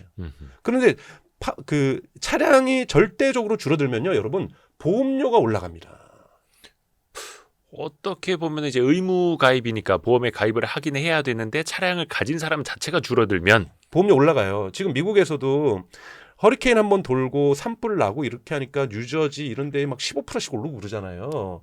그래서 월스트리트저널도 분석하지만 미국에서 갑자기 자동차를 가지고 있는 것이 보험료 때문에 유지비가 너무 많이 들기 시작한다는 거예요. 그래서 차를 처분한다. 그렇죠. 특정 지역에서는 자연재해가 갑자기 예상하지 못하고 일어나는 지역에서는 보험료가 올라갑니다. 예. 그것처럼 사고가 많아도 올라가지만 차량을 소유자가 적으면 적을수록 보험료는 올라가요.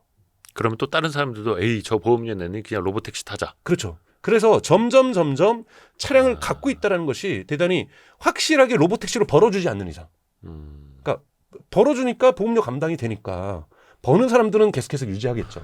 그러니까 로보택시는 살 거예요. 로보택시로 월 수입을 꾸준히 올리느냐 아니면 차 다 처분하고 로보택시를 돈 주고 타느냐. 저는 크게 볼 땐 두 가지로 소비자가 구별될 가능성이 높다라는 거죠. 그렇게 되면 이건 다 5년 정도 걸릴 수 있는 일이라고 저는 생각이 들어요. 여기는 엄청난 시장 파괴적 요소들이 있습니다. 자동차 보험도 다 제 보기에는 정리될 거고요. 그러니까 로보택시 전용 그냥 보험만 해서만 남겠죠. 사고도 잘 안 날 거고. 그러니까 로보택시를 운영하는 사람과 로보택시를 이용하는 사람으로 쫙 나눠질 가능성이 높다라는 거죠. 머지않은 미래입니다. 네. 근데 미국에서는 일단 27년 정도로 네. 보시는 거고요. 네, 왜냐하면 이것이 시작되기에는 우선은 2026년에 있는 중간선거가 저는 끝나야 된다고 보고요. 예. 중간선거가 끝나면서 지형이 좀 재편돼야 되기 때문에 여러분 이런 거 너무 또 들었다고 해서 테슬라 무조건 올라간다고 저 강정수 테슬라 뽕이야 그러면서 너무 막 테슬라 칭찬한다고 하는데 제가 이거 당장 내일 일어나거나 다음 달 일어난다는 거 아닙니다. 예. 다만 이런 것들은 저는 이것을 이제 뭐 일론 머스크의 물리법칙적으로 말씀드린 게 아니라 경제법칙으로 이러한 현상이 일어날 수밖에 없다라는 것을 논리적으로 제가 말씀을 드린 거고 당연히 비판하셔도 좋고 댓글에다가 나는 그 논리가 이러이러한 부분에서 말도 안 된다고 얘기하지 마시고, 그러니까 말도 안 된다고만 끝내지 마시고 이러이러한 부분에서 말도 안 된다. 그러면서 이건 토론이 풍부해질 수 있는 거니까요. 네. 이게 아까 말씀하셨던 사회적인 갈등, 사회적 난제 그겁니까? 아니면 네, 또 다른 이것까지 여기 이것들이 이제 사회적 갈등이죠. 왜냐하면 보험 관련돼서 일하시는 분들 얼마나 많아요. 네. 보험 소개해 주시면서 매달 수수료 받으시는 분들 해서 보험회사에 직장을 두신 분들도 많을 거고 주유소도 말할 것도 없고 그리고 자동차 회사에 제조하는 사람들 여러분 독일은 지금은 벌써 죽었어요. 작년에 가장 큰 선거 쟁점이 뭐였냐면 몰락하고 있는 자동차 산업의 일자리 때문에 우리 식으로 하면 경기도지사 선거 뭐 이런 선거 때 특히 이제 슈투트가트가 있는 그 바덴 뷰텐베르크라든지 뭐 BMW가 있는 이 바이에른이라든지 또는 네. 노트란 베스팔렌이 그 포드도 있고 뭐 오펠도 있고 뭐 사실 뭐 폭스바겐 이런 예. 주에서 선거 때마다 일자리가 확 주니까 엄청나게 쟁점이에요. 그럼 우리는 뭐 먹고 사냐?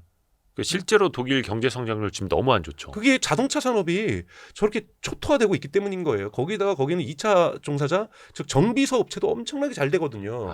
정비소 업체도 안 돼요, 여러분. 잔고장이 적거든요. 모터 그렇죠, 부품수가 적기 때문에. 이러면서 일자리가 거대한 변화가 이루어져서 그 사람들이 갈 데가 없는 거예요. 근데 독일 친구들 엔지니어 되기 위해서 얼마나 고생한다고요. 대학에서도 그 기계과 나갈 기계과 우리 식으로 하는 기계과 네네네. 엔지니어도 있지만 고등학교만 졸업해도 자동차 공장에서 일할 수 있는데 거기서 실습만 막 4년, 5년 받고 그런단 말이에요. 정말 나사 하나도 진짜 각도로 막 재가지고 정확하게 어떻게 돌리고 뭐 이런 정말 정밀성의 왕들인데 예. 갑자기 너네 없으니까 어디 가서 딴 데로 이직할 때 많지 않아요. 이런 그건 사회적 이제 갈등이 있는 건데 독일의 경제 구조가 네. 한국도 보세요. 울산에서 지금 전기차 생산 라인을 지금 전기차가 안 팔리는 게 아니라 미국의 공장이 세워졌고 그렇죠. 한국에 생산되는 전기차는 관세가 나오니까 지금 전기차 생산을 갑자기 일주일씩 쉬고 이러고 있잖아요. 네네네. 근데 그거를 그냥 다시 자라고 해버리면 얼마나 고용 충격이 있겠습니까? 거기에 밴더들 1차 밴더들, 2차 밴더들, 3차 밴더들까지 한번 상상해 보십시오. 그러니까 이행 준비가 안 되는 상황에서 시장이 바뀌어버리면 지금 현대차가 역사적으로 지금 잘 되고 있는 거예요. 그러니까 1차 밴더들, 2차 밴더들, 3차 밴더들 다 있지만 밑에는 지금 불안감이 커지는 거죠. 왜요? 자, 내연기관 판매량은 줄어들면서 전기차가 늘어나는 거거든요. 총량은 늘어나지만. 그럼 내연기관 쪽 부품을 전분을 했던 분들은 부품이 줄어들고 있는 거예요. 근데 아직까지는 평균 생산 가격의 N빵한 N분의 1하는 것이 견딜 수준인데 이것을 견디지 못하는 수준으로 평균 단가가 높아간다면 밴더들이 공급을 못합니다. 그렇다고 해서 그럼 일본 기업에 팔아봐요. 일본도 매출이 줄어들고 있고. 그러니까 내연기관이 계속 줄어들게 되면 어느 순간 밴더들도 그 가격에 납품을 못하게 돼요. 선생님 질문 있습니다. 네. 자, 그러면 이게 어떻게 보면 예정된 미래라는 거죠. 전기차로 당연히 가야 되는 거고 EV에서 앞에서 말씀하신 것처럼 EIV로 갈 수밖에 없고 그러면 당연히 부품 수도 3분의 1로 줄 수밖에 없고 협력사도 줄어야 하고 네. 또 미국 쪽에다 공장 짓는다고 하니 국내 생산이나 고용은 줄어들 수밖에 없고 네. 그러면 과연 이제 대안은 우리는 독일처럼 가지 않으려면 저는 어떻게 해야 중국을 될까요? 보세요. 그러니까 전기차 여러분 우리 좀 겉으로 얘기하면 그렇게 2050년에 한국도 가입을 했습니다. 물론 나중에 정치적 환경에서 넷제로 네. 변경될 수 있겠죠. 넷제로 되면요, 여러분 탄소제로. 한국의 그 서해, 남해, 동해에 있는 통통배도 다 전기배로 바꿔야 돼요. 탄소 중립 시대로 가려면 그렇죠. 그럼 왜 그거를 2050년 직전인 2045년부터 합니까? 지금부터 바꿔가지고 그 전기 통통배 잘 만들어서 규모의 경제를 이뤄서 먼저 저기 필리핀에 수출해야죠. 어차피 올 미래라면 우리가 그렇죠. 먼저 간다. 전 오토바이 보세요. 지금 여러분 베트남 여행 가보시면 느끼시잖아요. 다 전기 오토바이로 바뀌었고 그렇죠. 중국도 가보시면 전기 오토바이로 다 바뀌었어요. 한국 끝까지 대림 오토바이 가솔린 오토바이 만들고 있잖아요. 지금 저렇게 배민하고 쿠팡이츠로 오토바이들 지금 퀵 서비스가 천국인데도. 여기서 지금 대림 오토바이가 의문의 일패를 지금 아 죄송해요. 왜 이거를 지연하냐라는 거예요. 물론 이제 우리나라도 그 전기 오토바이 만들긴 합니다. 네, 조금씩 만들고 있죠. 예. 근데 아직까지는 가솔린 오토바이가 절대적으로 많지 않아요. 그럼요. 그러면 여기에 전기 오토바이 만들어서 이걸 가지고 타이완에 있는 전기 오토바이인데 뭐 자기네는 오토바이의 테슬라다 해가지고 미국 증시에 상장한 기업도 있어요. 그러니까 혁신들을 미래가 다가오는 것을 피할 수 없던 먼저 가서 이걸로 글로벌 넘버 원 먹어서 일자리 창출을 계속 해줘야 된다는 거예요. 우리나라가 근데 먼저 가는 건 되게 두려워하죠. 뒤쫓아가는 건 잘해도. 그렇죠. 근데 지금은 다 먼저 가는 사람들 생겼으니까 2등이라도 쫓아가야 될 거 아니에요. 그러니까 지금 쫓아가지 않으면 일자리는 없어요. 그러니까 치열하게 싸워서 쫓아가면서 새로운 일자리를 만들어야지. 어떻게든지 보호막을 치는 것, 보호막도 필요해 어느 정도. 예를 들면 그런 걸 뭐 일부에서는 정의로운 전환이라고 하는데 전 동의해요. 왜냐하면 석탄 발전소 없어져야 되잖아요. 그분들이 예를 들면 재생에너지 쪽 가서 일을 한다, 좋죠. 그런 식으로 바꿔줘야죠. 어차피 석탄 발전소는 안 돼요, 여러분. 그럼 빨리 재생에너지로 가서 가야죠. AI. 이번에 그 코미디 같은 사건이 있었잖아요. 서울대에서 엔비디아 칩 구해가지고 우리 칩 돌리려고 그랬더니 한전에서 그거에 맞는 전기는 공급해보지 못한다 그래서 지금 칩을 못 돌리고 있잖아요. 여러분 뉴스 검색해보면 서울대 AI 전기 하면은 이 딱 나옵니다. 전력. 여러분 지금 한국은요. 에너지가 없으면 이 절대적으로 AI 강국이 될 수 없어요. 여러분 부탄에서 여러분 마이크로소프트가 대형 데이터 센터를 짓기로 했어요. 왜요? 거긴 수력이 남아도니까. 수력 에너지로. 저 원자력도 동의해요. 원자력 여러분 동의합니다. 저 반대하지 않아요. 원자력 발전소 지려면 몇 년 걸릴까요, 여러분? 7년에서 10년 걸려요. 여러분 집 앞에 지면 여러분들 동의 안 할 거잖아요. 법원에 소송 한번 거실 거잖아요. 어디든지 소송은 그러니까 원자력 발전소에 소송 없는 원자력 발전소는 없습니다. 일단 그러면 멈추고. 네. 소송도 여러 번 생겨요. 당연하게 그 지역 주민들은 데모를 하시고 폐기물 처리장도 만들어야 되고. 그러니까 그 지역 사람들 동의. 아니 그렇게 안전하면 저는 어렵지 않아요. 잠실 운동장 낡았잖아요. 그거 빼고 원전. 여기 SMR 거기 짓고 그다음에 용산에 미군기지 철수하는데 무슨 자연공원이에요. SMR 짓고 목동에다도 고척도 미안하지만 좀 나가고 큰 거 지어주고 SMR 하면 하겠어요, 여러분? 난리 나죠. 아무리 안전하다는 SMR이라 하더라도 아무데도 안 짓습니다. 다 법적인 거라서. 그러니까 저는 중기적으로는 원자력을 추구해야 한다는 것에 완전히 동의하지만 그걸 가지고서는요. 그때 가서 AI 하자. 남들 다 간 다음에. 저희 7년 뒤에 AI 시작할 거예요. 늦을 수밖에 없다. 여러분 지금 보세요. 지금도 여름 되면 블랙아웃 된다고 전기 아껴 쓰자고 에어컨 다운 시키잖아요. 항상 그렇죠. 공기업은 막 땀 삘삘 흘리면서 일들 하시고 얼마나 고통스러우세요. 예, 선풍기 갖다 놓고. 네. 지금 거기다 AI를 돌려요. 데이터 센터를. 여러분 IEA 인터내셔널 에너지 에이전시라고 해서 유엔 산하에 있는 거예요. 2024년 1월에 나온 보고서예요. 그러니까 2023년 정도의 AI 발전 상황을 보면서 훨씬하게 여긴 오판에 있을 가능성이 높아요. 그때 보고서도 2026년까지 내년까지요. 1000테라와트시가 더 필요하다. AI 데이터 센터에. 1000테라와트시면요. 원자력 발전소 51기예요. 우리나라만요 아니면 아니요, 전 세계적으로. 세계적으로. 전 세계적으로 근데 2년 안에 51기 못 짓습니다. 그럼요. 그래서 재생에너지하고 천연가스 발전소를 짓는 거예요. 같이 갈 수밖에 없다. 예. 그러니까 천연가스도 중기적으로는 하는데 이건 천연가스 금방 짓거든요. 그리고 재생에너지도 대단히 빠릅니다. 태양광 발전인데 맥스 1년 반이면 중국은 1년도 안 돼서 짓고요. 그러면 가장 빨리 되는 거 먼저 짓는 거예요. 우선순위는. 우선순위. 네, 우선순위는 그렇게 져야지. 여기다 저는 이념 논쟁하면 저는 안 된다고 봐요. 재생이면 뭐 이쪽이고 뭐 원자력이면 그냥 원자력도 저는 다 했으면 좋겠고요. 예. 뭐 가스 발전소 좋아요. 가릴 거 없다. 네, 가릴 거 없어요. 지금 다 해서 AI가 작동되게 해야 됩니다. 여기에서 일자리 만들어야 되고 그런데 태양광 싸고 태양광 빨리 지을 수 있는데 왜 안 해? 초기에 뭐 나쁜 사람들 좀 있었죠. 농촌에다가 비탈길에다 팔고. 그거는 초기에 있는 시장에 그 교란하는 사람들이에요. 근데 그런 사람들 때문에 큰 걸 자동차도 프레임이 잡혀버리죠. 네. 아니 자동차 사람 타고 죽고 그래요. 근데 전체 이익을 위해서 가는 거잖아요, 저희가. 그러면 태양광 전 가야 된다는 거예요. 절대적으로 가야 되는 거예요. 그래서 빨리 지금 전기를 데이터 센터에 공급해 줄 수 있느냐? 지금 데이터 센터는 더 이상 못 짓습니다. 전기가 없어서. 오죽했으면 샘 알트만이 제발 좀 AI랑 얘기하면서 땡큐라든지 플리즈라는 얘기 좀 하지 말라고. 전기 너무 먹는다고 그 말로도. 네네네네. 사람들이 더 하고 있고. 여러분, 샘 알트만한테 땡큐라고 전해줘 이러고 있고. 근데 여러분 그게 농담이지만 농담처럼 들리지만 그만큼 심각하다는 심각한 거예요, 여러분. AI하고 전기는요. 그래서 뭐 전기 관련 주식 투자도 하시겠지만 근데 그만큼 AI 발전시키기 위해서 전기는 절대적으로 필요한 인프라스트럭처입니다. 그렇죠. 어차피 갈 길이라면 우리가 먼저 가야 한다. 저 일자리도 그래서 저는 그렇고. 전기건 에너지건 AI든 AI 지금 우리가 뭐 4위, 5위 돼가지고 좀만 더 잘하면 말도 안 되는 근거예요. 예? 그러니까 지금 막 나라에서 AI 뭐 3위, 3강 가자. 예. 어떻게 가요? 아이스크림 아니고 AI 3강. AI 3강 어떻게 갑니까? 전기도 없죠, 반도체도 없죠, 연구하는 사람도 없죠, 다 의사돼 있고 엔지니어도 없고 중장기적으로 좀 가야 된다고 봐요. 예전에 봤습니다만 AI 관련된 논문 순위로 보면 중국 1등이고 뭐 한국은 뭐 한 10등 막 이러고 전체 AI 시장으로 봤을 때도 우리나라가 한 6등, 7등 네. 하던데요. 네, 근데 한국은 해볼 수 있어요. 이번에도 보니까 유료로 챗GPT 미국 다음으로 많이 쓴다면서요. 그렇죠, 많이 쓰죠 우리가. 그러니까 그런 거를 보면은 저희도 가능성이 있다고 저는 생각을 해요. 저는 부정으로 보는 게 아니라 너무 정신 승리하면 안 된다는 거죠. 이거는 인프라스트럭처가 필요한 겁니다. 반드시. 여기에 휴먼 인프라스트럭처 필요하고요. 공대생들의 그냥 모든 공대생들이 AI를 만들기 위해서 GPU를 다 갖고 있어야 돼요. 지금 다 논문만 보고 공부하잖아요. 우리나라 AI 연구자들은 다 논문 AI 연구자잖아요. GPU가 없으니까요.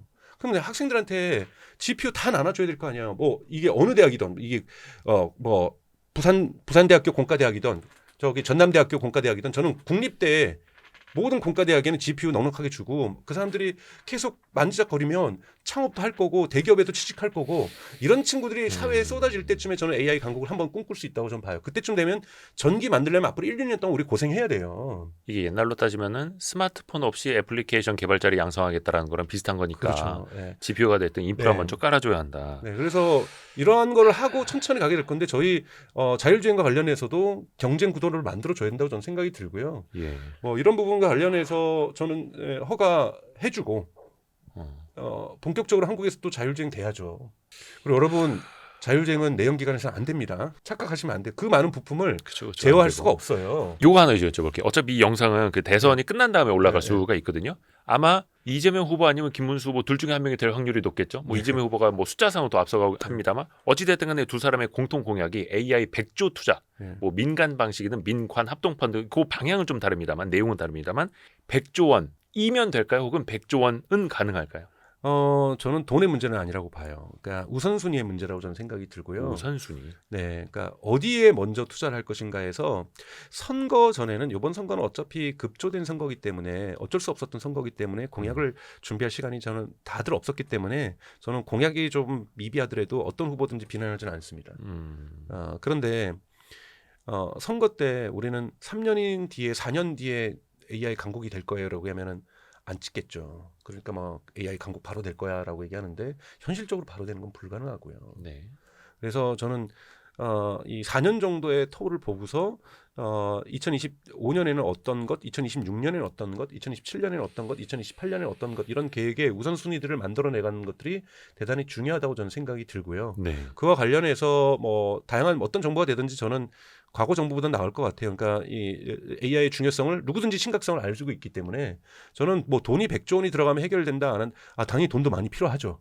네, 이런 부분에서 사회적 전환들을 어떻게 만들어낼 것인가 대단히 좀 어려운 과제를 가지게 될 거고요. 저는 인터넷도 그렇고 많은 것들이 사실은 우리가 개발한 것이 아니고 미국이 먼저 개발했지만 우리가 와서 시장을 잘 키웠잖아요.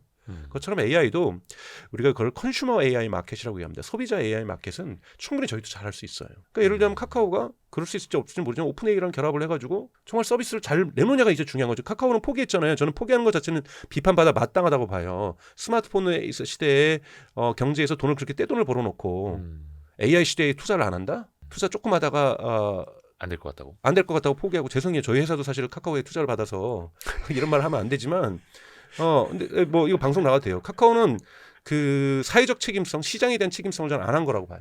그 정도로 돈 벌었으면요. 몇 억은 꼴랑 투자하고서 안 된다면 포기할 게 아니라 왜 수백 조는 아니어도 좋아. 1조는 왜 못해요? 그러니까 미용실 예약 잡고 뭐 택시 예약 잡고 이런 것뿐만 아니라 네. 더 거대한 곳으로 갔어야 되는데 기술 투자를 해야죠. 1조는 했어야죠. 최소한 카카오가.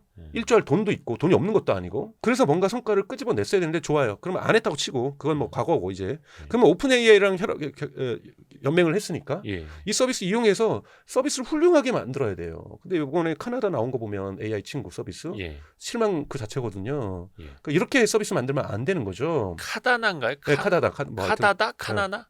카다다? 뭐 하여튼 아니, 카리나가 더 좋긴 한데 아무튼 뭐 아무튼 뭐 그런 거 있다고 합니다. 네네네. 들어는 봤는데 저도 써본 적은 없어서. 카나나. 그거 써보셨어요? 네네네. 카나나. 써봤죠. 카나나.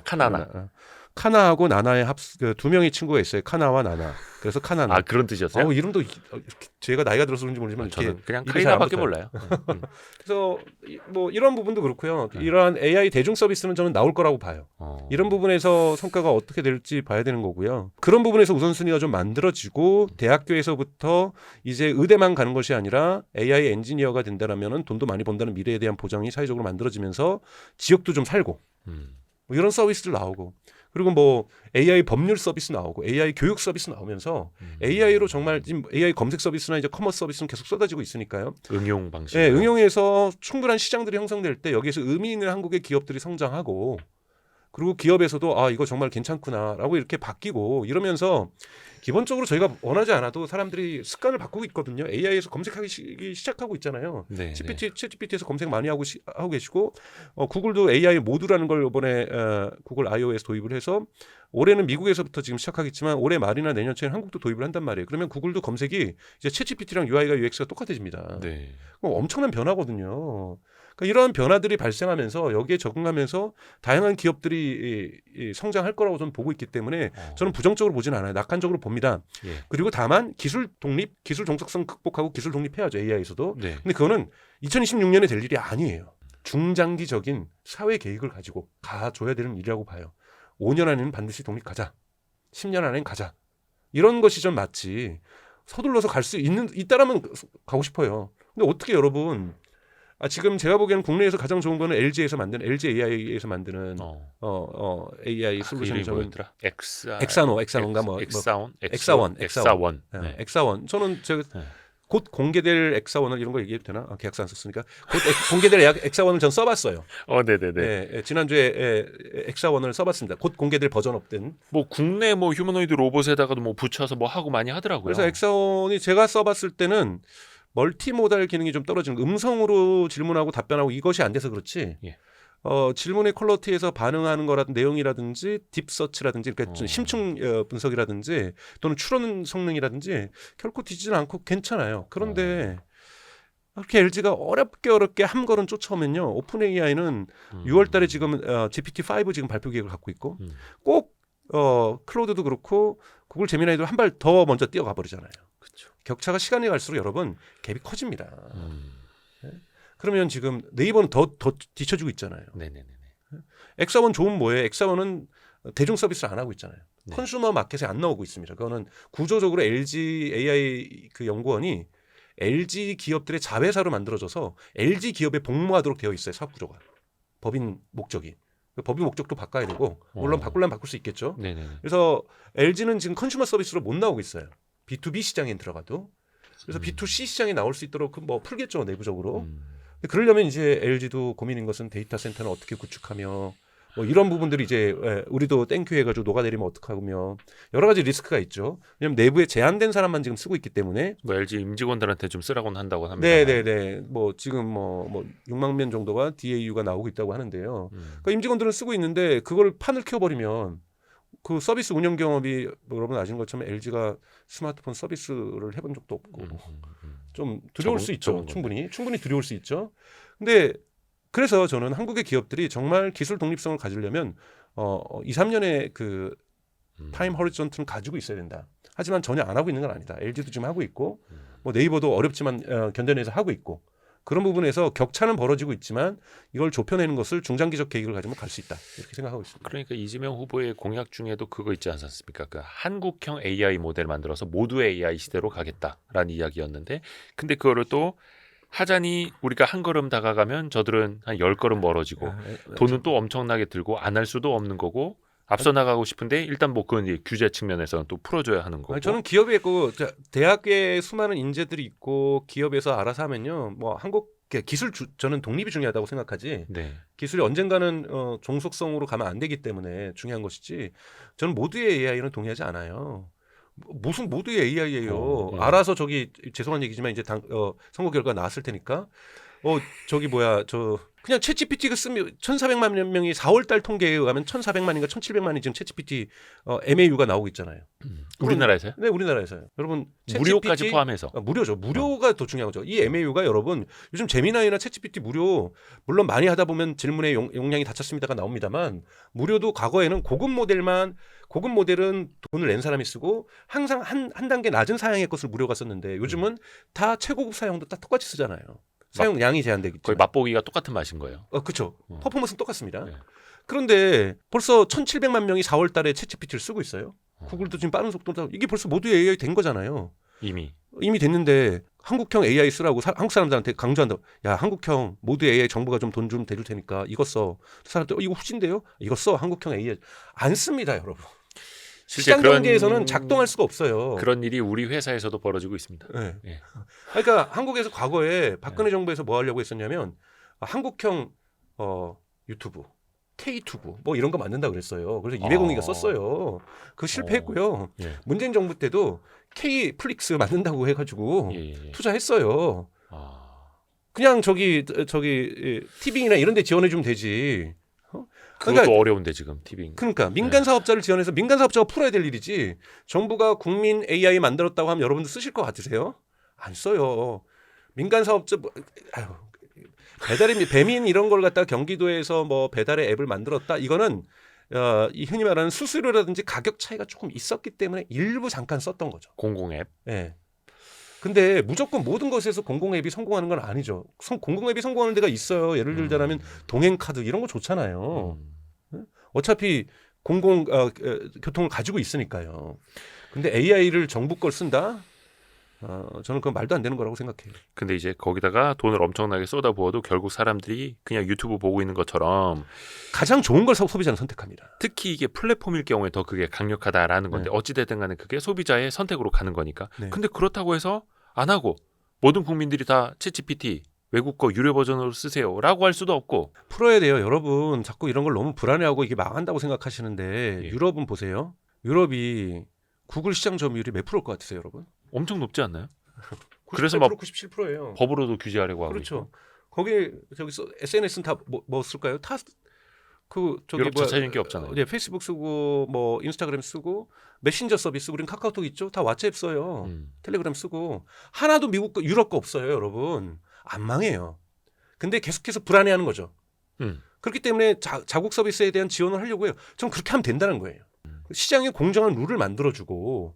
근데 우리는 네이버도 있었고 카카오도 있었으니까 뭐 유구한 뭐 당군의 자손이다 뭐 이런 생각으로 자꾸 우리 서비스가 있어야 된다라는 건데 저는 그렇게 생각하지는 않아요. 저는 소비자는 좋은 서비스를 선택하는 것 이것이 소비자에게 가장 좋은 일이고요.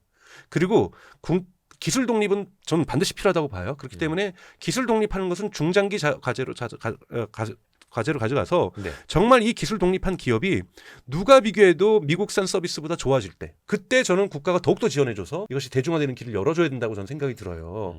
근데 서비스의 퀄리티가 차이가 나는데 저기는 지금 좋은 차 타는데 우리는 경운기 타자, 우리는 산바리타 타자 뭐 이렇게 얘기하면 안 되잖아요. 그러니까 기술 독립을 준비하되 현실적으로 소비자의 선택까지 억지로 막 어떻게 돈을 끌어와서 하려고는 하지 말고 그렇죠. 투트랙으로 가자는 거네요. 그럼요. 그렇게 가지 않으면 이거 나중에 공산주의라고 욕먹어요. 소비를 강요할 수는 없어요. 근데 또 한켠에서는 국민들이 유료 버전으로 뭐 퍼플렉시를 쓰던 뭐 챗GPT를 쓰던 이쪽으로 가되 국산화는 또 따로 준비해서 빨리 격차를 쫓아오게끔 그렇죠. 만들어주고 그러면 그 돈이라면 모두 AI 국내 거 쓰도록 이쪽으로 뭐 장려금 주는 게 아니라 그럼요. 기술을 더 빨리 올리는 그렇죠. 여기에다 퍼붓자. R&D와 기초 기술을 만들고 데이터 센터를 만들어주고 전기를 싸게 공급해주고 이런 여러분 전기 싸게 공급하는 거 돈 정말 많이 들어요. 왜 국민들한테 저기 예를 들면은 네이버나 LG 거 쓰면은 한 달에 10,000원씩 우리가 정부가 대줄게? 그걸 왜 해요? 무료로도 저기 가서 챗GPT가 쓸 수 있고 제미나이 쓰는데 아무 문제 없는데요. 그럼 거기 가서 무료로 쓰고 열심히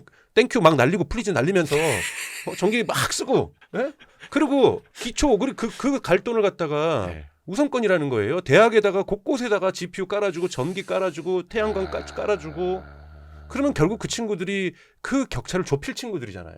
그러니까 AI 이용료를 보조해주는 그런 이용단을 위한 모두 AI가 아니라 기술 개발, 기술 독립을 위한 격차를 줄이기 위한 개발 지원 모두 AI로 기술 측면, 산업 측면에서 이제 딱 이해가 갔습니다. 여러분도 이해 다 가셨죠? 네. 왜냐면 이게 진짜 중요한 거라. 어떻게 보면 이제 우리 막 첫발 시작하는 건 아닙니까? 결국에는 이 AI가 우리 현실로 들어오고 있는데 소프트웨어적인 것뿐만이 아니라 결국은 피겨 AI로 우리가 더 많이 들어올 것 아니겠습니까? 그러면 휴머노이드 로봇이랑 같이 이제 결합이 될 텐데 이미 그게 또 진화가 되고 있죠. 진행이 되고 있고. 제가 사실은 뭐 여러 번 뭐 디그리 오브 프리덤 뭐 손의 자유도 얘기하고 뭐 얘기를 하면서 휴머노이드 시장은 좀 늦게 올 거라고 생각을 했었어요. 그런데 이걸 제가 5월달에 생각을 좀 바꾸게 됩니다. 그것은 5월달에 제가 거대한 브렉스루, 그러니까 이 돌파구를 봤기 때문인데요. 일론 머스크가 인터뷰에서 이제 도지에서 그만두고 와서 인터뷰하면서 뭐라고 얘기를 하냐면 올해 내로 테슬라의 궁극의 옵티머스의 목표는 유튜브 동영상을 보고 학습하는 것이다라고 얘기했어요. 기억 나시나요? 혹시 그런 얘기를 하거든요. 여러분 찾아보시면 쉽게 찾아보실 수 있을 겁니다.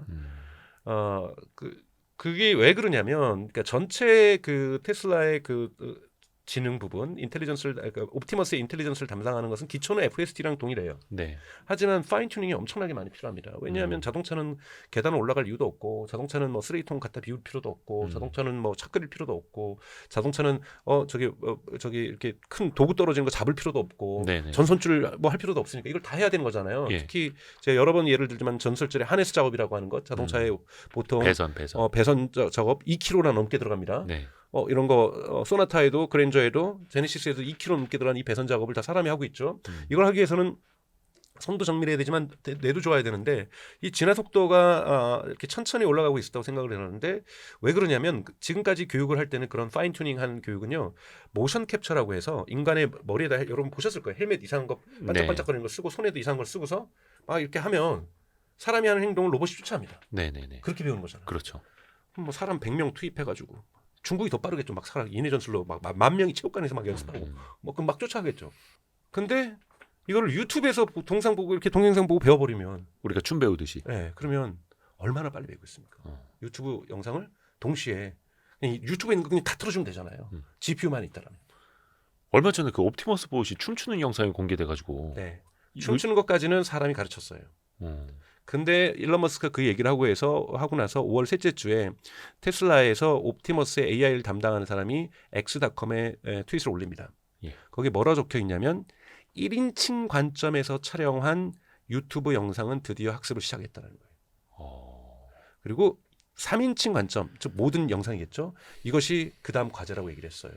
자, 이걸 뭐냐면 이걸 우리가 흔히 말하는 요즘 쉽게 유행하는 단어는 물리 AI. 원래는 월드 파운데이션 모델 또는 줄여서 월드 모델이라고 합니다. 즉 지금까지는 언어 모델만이 AI를 발전시키고 있었죠. 언어 모델이 거대 언어 모델이 하면서 언어 모델은 다음에 나올 수 있는 토큰을 스토카스틱하게 통계적으로 추론해내는 것이 기본적인 언어 모델의 특징이라고 볼 수 있죠. 그런데 물리 모델의 특징, 월드 파운데이션 모델은 뭐냐면 내가 보고 들음으로써 세상을 이해하는 겁니다. 보고 들음으로써. 사람이 유튜브 보고 배우듯이. 그렇죠. 우리가 사진 보면 저 산이 멀리 있는 거네. 네네네. 근데 어린아이가 처음에 모르죠. 네. 여러 가지 경험 속에서 실제 배우는 걸어가 본 경험, 뭐 롯데타워 저거 보고서 잠실에 있는 거, 크니까 가깝네? 아니죠. 우리 걸어가 봐서 알죠. 저거 2시간 걸린다라는 거. 네네네. 거기까지 걸어가려면 오래 걸린 이런 것을 경험 속에서 내가 듣고 봄으로써 눈과 귀로 감각적으로 세상을 이해하기 시작하는 거거든요. 월드 모델의 창시자인 페이페이리는 뭐라 그랬냐면 이 최초의 생물이 생겼던 거는 진화론적으로 보는 겁니다. 어둠이 빛이 됐을 때, 빛이 생겼을 때 보게 됨으로써 이 유기체 동물들이 진화하기 시작한다 그래요. 본격적으로 세상을 이해하기 시작하니까. 어둠 속에서는 이해가 안 되는 거니까요. 네네네. 그러면서 이제 보는 것 자체로서 이해하기 시작하는 것을 월드 모델을 가지고 있는데 요번에 그것을 구글의 IO를 보면은 개발자 연례를 보면은 물리 AI하고 즉 월드 모델과 언어 모델이 결합이 됐습니다. 그것이 대표적으로 제미나이 라이브예요. 제미나이 라이브를 보면은 이제 이번 주부터 한국도 무료 사용자 써볼 수 있습니다. 여러분 써보세요. 앱에서 깔아서 앞에 카메라로 비치면 앞에 몇 미터 앞에 무슨 물건이 있는지 혹시 얘기해줘라면은 3m 앞에 어떤 물건이 있어요라고 얘기해요. 그러면 이제 눈에 장애가 있는 분들은 장애물을 쉽게 인식할 수도 있겠죠. 그걸 육성으로 얘기를 해주는 거니까. 근데 여기서 저희 거리가 3m라는 걸 측정을 해주는 거죠. 비전 처리를 해서든 물리 AI를 통해서든. 그러면서 이미 언어 모델에 물리 AI가 구글도 결합시키기 시작했습니다. 물론 이건 비전 처리긴 합니다만 이것이 어떻게 지금 진행형일지 무엇일지 이제 물리 AI가 결합되기 시작하는데. 박사님 혹시 핸드폰에 있나요? 제미나이 카메라에? 네. 여기서 이 라이브를 클릭을 하시면 네. 라이브가 켜졌고 여기서 카메라를 클릭을 합니다. 그럼 밖에 이제 보이시죠? 너 지금 우리가 뭐 하고 있는 것 같아? 지금 라이브 방송 송출화면을 보고 계시네요. 방송 관련해서 궁금한 점이 있으신가요? 지금 보이는 저 화면이 나랑 거리가 어느 정도 되는 것 같아? 지금 카메라와 TV 화면 사이의 거리는 약 2에서 3m 정도 되어 보여요. 고마워. 딱 그 거리인데. 네. 이제 이렇게 제미나이가 해주잖아요. 카메라로 해서. 그래서 이것처럼 지금 테슬라가 하려고 하는 건 뭐냐면 여러분 그 유튜브 영상은 다 2D입니다.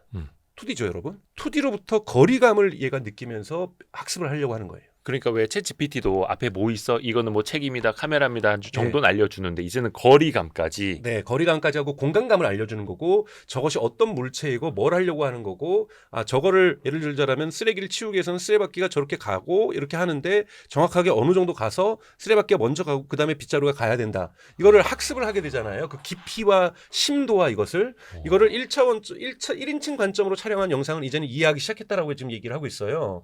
그래서 목표는 3인칭 관점인데 자 이때부터는 뭐냐면 이게 2019년에 더 비터 쓴 레슨이라고 여러분들 영어로 검색해 보시면 되게 유명한 캐나다에 있는 인공지능학자가 쓰죠. 인간이 뭘 하려고 하는 거에 모든 숱한 노력은 다 좌절되고 데이터하고 컴퓨팅 파워가 그냥 짱이다. 즉 데이터하고 컴퓨팅 파워만 자동화시켜서 강화학습을 시켜줄 수 있으면 익스포넨셜하게 기하급수적으로 지능이 진화한다라는 걸 그 비터 레슨이라는 논문은 밝히고 있습니다. 그러니까 테슬라가 만약에 유튜브 영상만으로도 3인칭 관점을 포괄한다는 건 모든 유튜브 영상을 얘기할 거고 여기 있는 2D 영상을 가지고 3차원적, 4차원적 공간에서 3차원적 공간이죠. 인간이 활동하는 것, 휴머노이드가 활동하는 것을 학습할 수 있는 순간 테슬라는 지금 계속해서 지금 기가팩토리에도 또 지금 있는 규모의 데이터 센터를 짓고 있고요. 뉴욕에도 데이터 센터가 있고 물론 X.AI가 가지고 있는 엄청난 규모의 데이터 센터도 있지만 이 데이터 센터에서 유튜브 영상을 돌려버리면 어마어마한 속도로 휴머노이 성능이 저는 진화할 수 있다고 생각이 드는 거예요. 그러니까 그 생성형 AI 처음에 GPT 같은 그게 것도 언어 모델이 생성형 LLM을 만들 때도 언어 데이터를 막 때려 넣으니까 얘가 말을 글짓기를 시작을 했다라는 건데 로봇을 공부시킬 때도 마찬가지로 뭐 따로에 노력하려고 하지 말고 데이터랑 컴퓨터 파워 전기다 그냥 때려 넣어라고 하면은 로봇이 이제 보고 배운다. 그렇죠. 그런 수준에 왔고 지금 그러한 브렉스루가 지금 생기고 있다라는 거고 지금 그건 뭐냐면 월드 모델과 언어 모델이 결합되기 시작하고 있는 거고 시너지 효과를 내기 시작하고 있다라는 거거든요. 이런 부분에서는 월드 모델이 어느 정도 완성되고 완성된다면 저는 그게 브렉스루라고 생각이 드는 거고 거기 컴퓨팅 파워하고 데이터만 갖다 주면은 휴머노이드의 퍼포먼스는 기하급수적으로 증가할 수도 있다라는 것을 저는 그렇게 판단을 해요. 그래서 제가 되게 보수적으로 봤던 휴머노이드 시장이 생각보다 빨리 올 수 있겠다는 생각을 이번 5월에 하게 됐습니다. 그거는 기술의 브렉스루가 생겨야 된다는 거죠. 선생님 질문 있습니다. 좀 전에 그 카메라 가지고 이렇게 재미나이한테 물어보셨잖아요. 그래서 우리 저 모니터까지 거리가 얼마나 되는 거 아니냐고. 이게 핸드폰 상에 있는 뭐 TOF나 이런 뭐 레이저나 저기서는 쏘는 건지 아니면 그냥 지가 저 정도 센싱이죠. 모니터 크기랑 카메라 크기면은 이 정도 거리 계산 나오겠는데라고 하는 거예요? 사실은 우리 카메라에도 다 이미 비전 AI가 들어가 있어요. 애플이건 갤럭시건 어느 정도 들어가 있어서 보정을 한다든지 이런 것도 거리감을 측정해서 얘가 다 하고 있는 거거든요. 그래서 비전이라는 기술, 비전도 여러분 머신러닝의 일종입니다. 다 들어가고 있는데요. 사실은 이제 이러한 저 물질에 대한 어떠한 저기 예를 들면 라이브 송출 기계라는 거 이건 비전이 할 수 있는 게 아니죠. 그러니까 이런 부분들에서는 언어 모델도 좀 결합되어 있고요. 멀티 모달에. 그리고 월드 모델이 결합되면서 저 물체가 움직이는지 내가 가는지 이거에 대한 상호작용에 따른 어떠한 반응들 뭐 이런 것까지는 이제 월드 모델이 이제 담당하기 시작하는 건데요. 이런 부분들이 이제 작동되기 시작하고 있는 거잖아요. 그게 이제 또 로봇으로 들어가면 저 사람이 지금 나한테 다가오고 있네. 쓰레기가 지금 굴러가고 있네. 그렇죠. 그리고 저 바람이 불면은 저 정도 바람 크기가 저기서 불고 있는데 저것이 여기까지 오려면 속도가 몇 초 걸리고 그때 되면 내가 이거를 보호하지 않으면 내가 지금 잡고 있는 물건이 날아가겠구나. 나중에 벚꽃 떨어질 때 사람보다 로봇이 벚꽃을 더 잘 잡을 수도 있겠네요. 꽃잎을. 그럴 수도 있겠죠. 계산해가지고. 그러니까 이런 것들이 중요한 거예요. 저쪽에서 큰 바람이 불고 있는데 저게 그래서 저쪽에 있는 깃발이 막 흔들리는 강도와 물건의 강도를 보면 우리도 느끼잖아요. 저거 진짜 강한 바람이다. 그러면 나 도망가든지 숨든지 해야 될 정도도 아니면 저 정도는 내가 견뎌봤지. 이런 것이 이제 물리 AI가 해줄 수 있는 사고력이거든요. 그러니까 그런 부분들을 이제는 하기 시작했다라는 거고 이 부분이 저는 뭐 내후년쯤에나 이루어지지 않을까 했는데 이것이 올해의 브렉스루가 생기고 있다라는 거고 월드 모델들이 나오면서 이것이 저는 일론 머스크가 자신감 갖고 있는 부분이 거기에서 나오고 있다고 봐요. 기술에서 나오는 거거든요. 그런 부분에서 구글뿐만 아니라 그럼 테슬라 옵티머스 봇도 하고 있고 뭐 피규어 AI도 하고 있고 다 로봇 회사들도 다 그 똑같이 하고 있는 걸까요? 그렇죠. 하고 있는데 이 기술적인 여기 도달함이 아직까지 공개적으로 월드 모델이 지금 잘 되고 있다는 건 테슬라도 그 정도의 브렉스루만 지금 얘기를 하고 있는 것이지 밝히고 있지 않는 걸로 봐서 아직까지 한계들은 여러 가지가 있는 것 같아요. 여러 가지 있을 수 있습니다. 왜냐하면 작년까지 하도가 됐던 것은 언어 모델이 기억력이 떨어지거든요. 롱텀 메모리가 떨어지는데 그걸 작년 말에 구글이 좀 풀면서 오픈 AI가 요즘 대화를 기억하고 있기 시작하죠. 그죠. 요즘에 채팅창 이거 기억해야 돼라고 하면 딱 입력이 되죠. 기억이 되죠. 이것이 롱텀 메모리가 개선됐기 때문이에요. 근데 그것이 2024년 작년 12월 31일 날 타이탄스라고 하는 구글이 연구 모델을 공개를 했는데 거기서 그 문제를 해결하거든요. 예. 로봇도 문제는 이걸 학습한 것을 어떻게 기억할 것인가의 문제라든지 롱텀 메모리를 갖게 만들 것인가 이런 여러 가지 이슈가 있기 때문에 바로 휴머노이드 로봇이 들어가진 않지만 여러분 이번에 올해 테슬라가 목표잖아요. 뭐 그것도 이제 중국에서 물품이 안 오면 못 만든다고 하는데 5,000대를 만들잖아요. 그럼 이 5,000대가 당연히 비디오로는 저쪽에서 계속해서 돌아가고 있을 거고 실제 공장에서도 학습을 하게 되는 거잖아요. 대단히 스케일 이펙트가 즉 규모의 경제 이펙트가 저는 러닝 커브가 빠르게 급성장할 수 있다라는 거고 저는 2026년 내년 정도 되면 정말 큰 브렉스루가 올 수 있다는 생각이 지금 들어요. 그래서 휴머노이드 시장이 어쩌면 자율주행의 제도적인 것보다 더 빨리 올 수도 있다. 왜냐하면 여러분 휴머노이드 시장은요 규제가 그렇게 많지 않습니다. 특히 미국 같은 경우에는 제조업에서 어차피 일하는 사람이 못 찾는단 말이에요. 그러니까 예를 들자면 제조업을 가지고 오더라도 지금 있는 막 일자리 달라는 백인들이 그 제조업 가서 3D 업종에서 일할 거냐 일 안 할 거거든요. 그럼 그 대체해요. 로봇은 월급 안 줘도 되고. 그렇죠. 한국도 여러분 2024년에 국책연구소에서 국회에 제출한 보고서에 따르면 2060년까지 2050년인가 60년 정확하지는 않아요. 죄송합니다. 한국 사회가 유지하려면 지금 외국인 노동자가 4배 더 많아야 돼요. 4배. 저걸 감당할 수 있을까 한국 사회가? 저는 4배 많았으면 좋겠어요. 사실은. 감당 못해요. 그러면 거기에 그 부분의 일자리에 휴머노이드 로봇이 들어간다라면. 그러니까 어디서는 좀 이민자를 많이 받아야 된다 이런 이야기 하고 있는데 그냥 휴머노이드로 하면 된다. 근데 그렇게 만약에 대체된다면 규제가 많이 걸리지가 않는다라는 거예요. 일자리를 뺏는 게 아니라 일자리 쇼티지가 난 부족한 현상에 로봇이 먼저 투입될 거라는 거죠. 그렇기 때문에 훨씬 더 자율주행보다 규제 없이 들어갈 수 있고 사회적 갈등 없이 들어갈 수 있습니다. 아하. 그거는 이제 택시 운전사 분들이 이제 반대하는데 자율주행은 로봇 투입이 되는 건 사람이 반대하지 않는다. 왜? 사람이 모자라니까. 그리고 거기에서 해서 비용이 절감된다고 하니까. 초기에는 비용이 절감되지 않겠지만 중장기적으로는 비용이 절감되겠죠. 그러면 이걸 와인 아시죠? 그러면 이제 로봇이 기능적으로 기술적으로 진화하는 속도와 또 이게 현장에서 저출생 현상 때문에 또 사람이 모자라는 것과 어떻게 보면 약간 좀 맞을 수도 있겠고요. 로봇이 또 그렇게 빠르게 또 학습을 하고 있다라는 거고 이게 옵티머스 같은 경우는 아까 그 춤추는 이야기를 했습니다만 3년 전쯤이었나요? 진짜 사람이 쫄쫄이 입고 나와서 춤췄을 때 다 막 경악을 금치 못했는데 2022년. 22년인가요 그게? 사람 갖고 장난하냐. 근데 그걸 지금 이제 옵티머스가 똑같이 하고 있는 거잖아요. 네. 불과 3년 사이에 네. AI 챗GPT도 공개된 지 얼마 안 저도 됐습니다만 비웃었던 기억이 나요. 2023년에 로봇데이 한다길래 뭐 대단한 거 했어요. 또 춤추겠죠 사람이. 그렇게 생각했는데 그때 제너레이션 첫 번째 제너레이션이 등장을 했던 건데요. 저도 2023년에는 로봇데이를 테슬라가 한다 그러길래 2022년에 사람이 춤춰놓고 3차례 옷 입고 제가 그래서 어디 가서 막 비난을 했거든요. 무슨 테슬라가 로봇이냐. 근데 어떻게 보면 이제 막 아장아장 걷는 걸 처음에 선보였고 중간중간 막 무릎도 이따시만 하고 막. 근데 점점 더 얄쌍해지고 있고 처음에 프로토타입으로 쫄쫄이 입고 보여줬던 거 이제 구현을 하고 있고 3년 사이에 불과. 그렇죠. 이 디그리 오브 프리덤의 손도 좋아졌지만 이번에 춤추는 거 보면은 여러분 테슬라는 옵티머스는 다른 어떤 휴머노이드 로봇도 갖고 있지 않은 발가락을 갖게 됐다는 거예요. 발가락. 물론 5개 발가락이 아니라 우리 이제 발로 치면은 발가락 전체가 하나의 발가락이에요.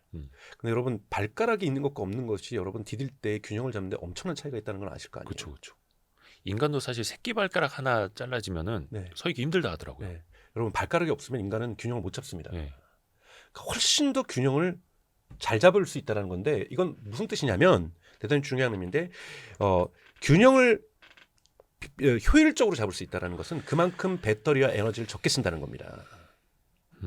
근데 지금 유니트리가 유니트리만 밝히고 있어요. 유니트리는 자신들이 로봇에 들어간 배터리가 2시간짜리예요. 2시간밖에 못 가고 여러분 그 마라톤 대회 보셨잖아요. 정말 대단하죠. 근데 중간에 뭘 합니까? 배터리 교체하잖아요. 그렇죠. 절대 그 시간 동안 못 뛰어요. 예. 지금 로봇의 문제는 2시간 외에는 어떤 데도 피규어 AI 이번에 BMW 공장에서 24시간 일했다는 거예요. 8교대로. 그러니까 이 배터리의 소모 시간이 대단히 많기 때문에 자꾸 여러분 보스턴 다이나믹스 덤블링 하는 거 칭찬하시는데 덤블링 많이 하면요 배터리 금방 써요. 그러니까 하면 안 되는 거예요. 자동차 연비 그렇게 막 급가속하면 연비 떨어지는 거 비슷한 그렇죠. 거네요. 근데 예. 자동차는 배터리를 수 있는 공간이라도 많죠. 휴머노이드 로봇은 가슴에는 없어요. 음. 혹이다 배터리 조금 열었는데 자꾸 덤블링하고 그러면 음. 그냥 저 엄마 배고파요 이렇게 한단 말이에요. 그렇기 때문에 균형을 잘 잡는다는 것은 에너지 효율성이 엄청나게 좋아진다는 겁니다. 왜냐하면 균형을 잡고 유지하는데 엄청난 비용이 들어가요. 그래서 실용적인 지금 휴머노이드 만들 때는 어떻게 바퀴를 다 로봇 바퀴를 달아서. 바퀴를 달잖아요. 예. 다리가 아니라. 예. 그만큼 균형이 필요 없다라는 거거든요. 아하. 그러면 훨씬 더 가장 많은 균형이요. 이거 뭘 드는 데 쓰는 게 아니라 이 다리에 움직이면서 넘어지지 않기 위해서 균형 잡는 거. 실시간 계속 균형을 잡아야 되니까. 네. 근데 발가락만 있어줘도요. 훨씬 더 균형을 잘 잡습니다. 이야. 발가락이 있고 없고가 엄청난 차이를 만드는 엄청난 거네요. 차이죠. 야. 발가락까지는 생각을 못 했네. 야, 로봇의 발가락까지도. 이번에 그 아까 네. 중국 네. 유니트리였죠. 네. 180cm 텐공 음. 달리기 대회 했었고 네. 얼마 전에 그 격투기 격투기 대회도 대회 열렸잖아요. 어떻게 보셨어요? 그러니까 중국은 그게 필요해요. 한국도 아마 로봇을 하면 자꾸 로봇 갖고 가고 우리도 했던 게 뭐예요? 뭐 축구 대회, 뭐 한일 축구 대회, 뭐 한일 로봇 축구 대회 예, 이런 거 로봇 축구 했잖아요. 대회. 그런 걸 해야 국민들이 와우 뭔가 이거 세금 쓰는 거 어. 잘하고 있다. 어. 우리 국뽕도 좀 들리고 우리 로봇 잘한다, 짱한다, 짱이다. 예. 뭐 전 세계가 뭐 중국의 로봇을 쳐다보고 있다. 사실 쳐다봤잖아요. 네. 난리가 났고 이렇게 하면 이제 뿜뿌대고 예. 그리고 막 여기다 돈 더 투자해도 아무런 저항이 없죠. 그런 그러니까 이런 쇼잉, 그러니까 이런 보여주기 효과가 어느 정도 산업 정책에 필요합니다. 왜 자꾸 버슨 다이나믹스가 덤블링 했겠어요? 투자자 찾으려고. 그 구글이 한번 인수했다가 그럼 덤블링 구글 앞에서 해야죠. 그다음에 소프트뱅크가 한번 인수했잖아요. 그럼 소프트뱅크 앞에서 덤블링 3번 해야죠. 그다음에 현대자동차 인수하려니까 거기서 5번 해야 되잖아요.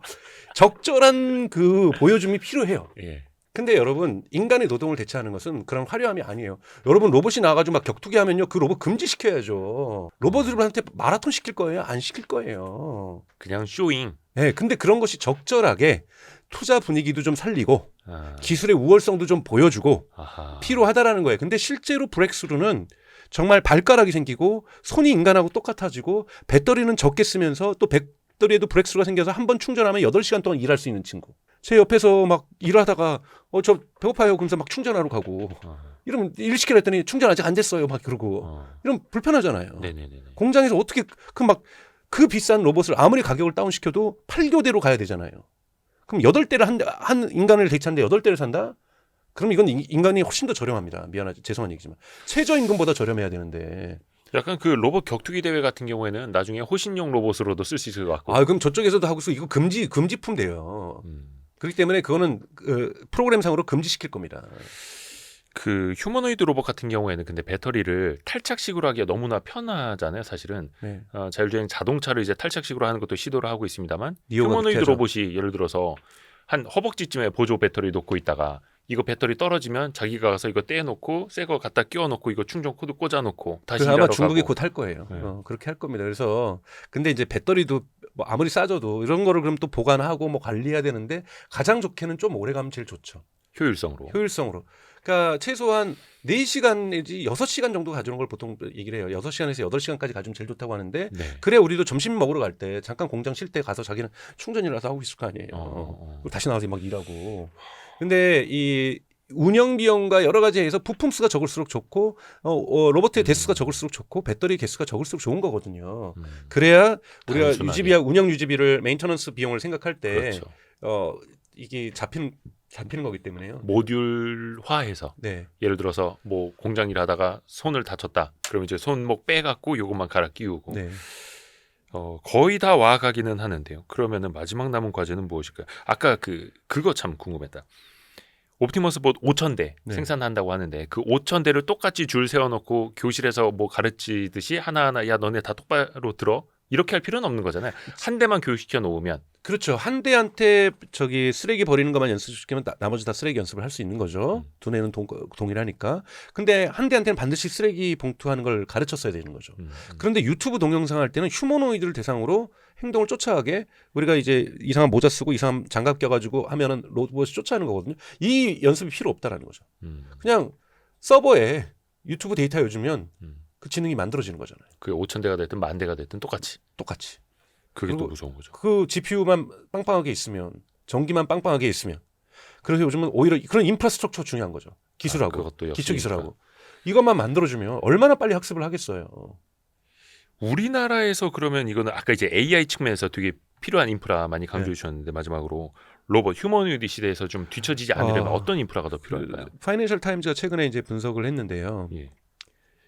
그러니까 휴머노이드 로봇에 들어가는 미국에 있는 기업들도 80%를 중국의 부품에 의존해야 돼요. 그럼 여러분 부품이 되게 중요합니다. 왜냐하면 그러면서 얘기하면서 까는 게 뭐냐면 미국의 언론들이 심지어는 아이폰에 나사 공급하던 업체가 휴머노이드 로봇에 들어가는 나사 공급하고 있다는 거예요. 그 나사는 미국이 못 만든다는 거예요. 이제는 그 가격에. 그렇죠. 그래서 사실은 머신 엔지니어링, 그러니까 이 기계공학자들도 엄청나게 필요합니다. 근데 한국도 최근에 기계공학과는 급감화하고 있거든요. 네. 그러니까 기계공학과 인텔리전스가 만나는 거잖아요.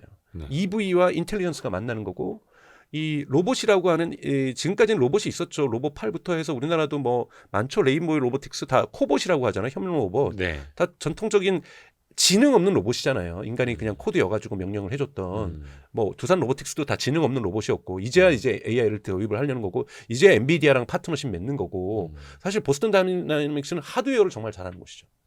근데 AI는 떨어졌기 때문에 지금 엔비디아랑 같이 하는 거잖아요. 그러니까 그런 것처럼 근데 하드웨어를 잘 만드는 사람이 많이 필요합니다. 하드웨어를 해서 특히 액추에이터는 이제 모터인데 전기 모터죠. 근데 네. 우리식으로 치면 근육이죠. 네. 그렇죠.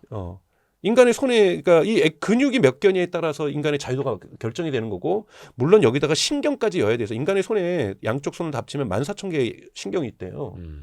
언젠간 궁극적으로 로봇이 추구해야 될 것은 14,000개 신경을 갖는 거예요. 그래야 이게 뜨거운 거니까 이렇게 손 빨리 띄고 이게 또 잡았을 때 여러분 느낌의 이게 무게 우리 알 수 있잖아요, 인간은. 예. 로봇은 그걸 모르거든요. 이러한 것을 하기 위해서는 신경 근육뿐만이 아니라 신경계까지 발전을 해줘야 돼요.